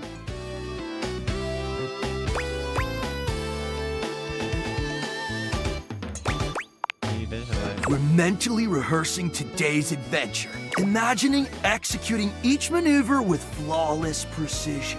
Visualize to realize! Nice, what are you up to today? We're going windsurfing! Yay!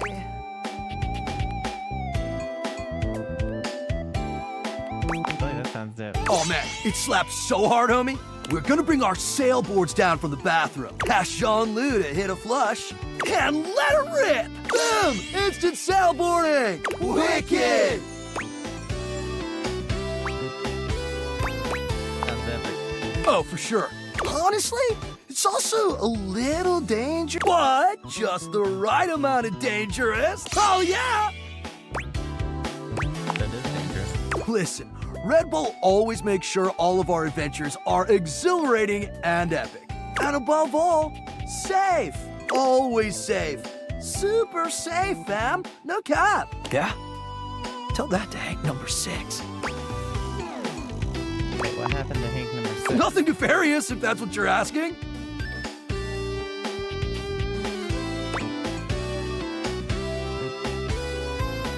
Doesn't sound like nothing. Look, Hank number 6 just isn't around anymore, okay? He's gone. It's all good.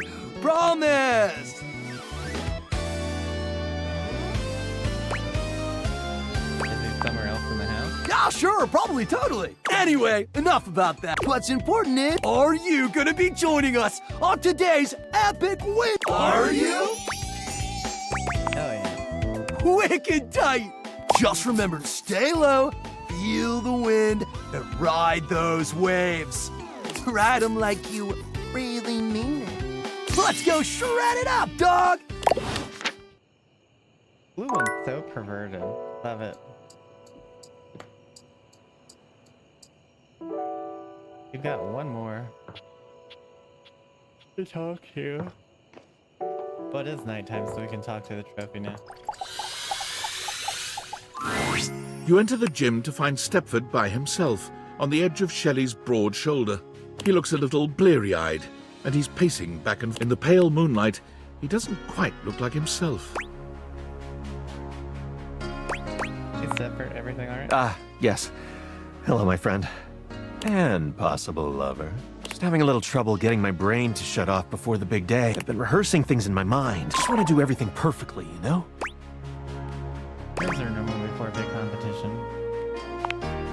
Maybe.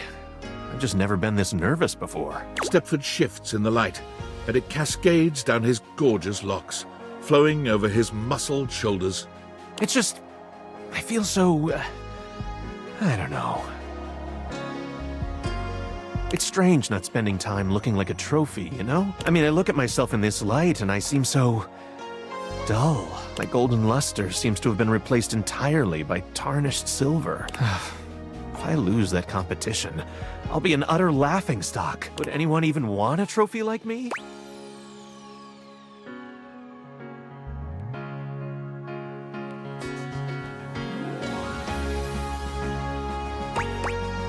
That's not silver, Stepford, it's platinum. Stepford turns to you, fixing you with his electrifying gaze. Somehow he seems to channel the whole atmosphere of competition into his heavy-lidded glance. Your heart races. You feel a tingle of anticipation run up and down your spine. You'll always know just what to say.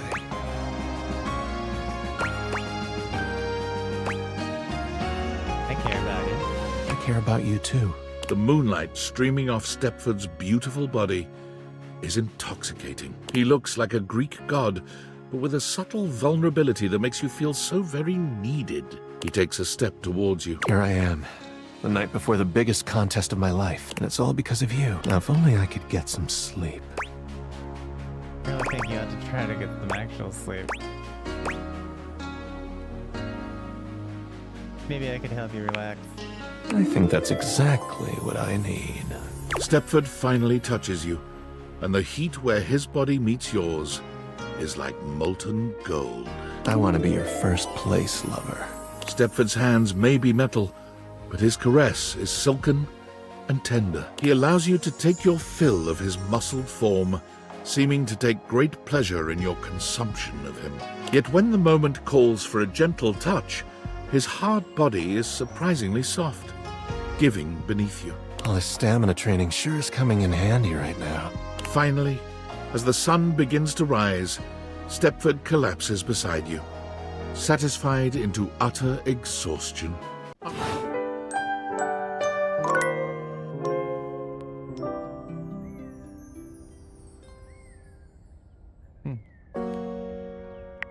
Alright, chat. Well, I think that's where we're gonna stop for tonight.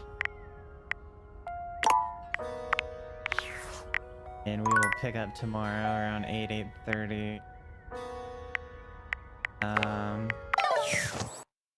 Thank everybody who stayed and watched, came and visited. If you haven't followed the Twitter or the YouTube, I'd appreciate it if you do that for me. And I will talk to you tomorrow. Have a great rest of your Happy 4th.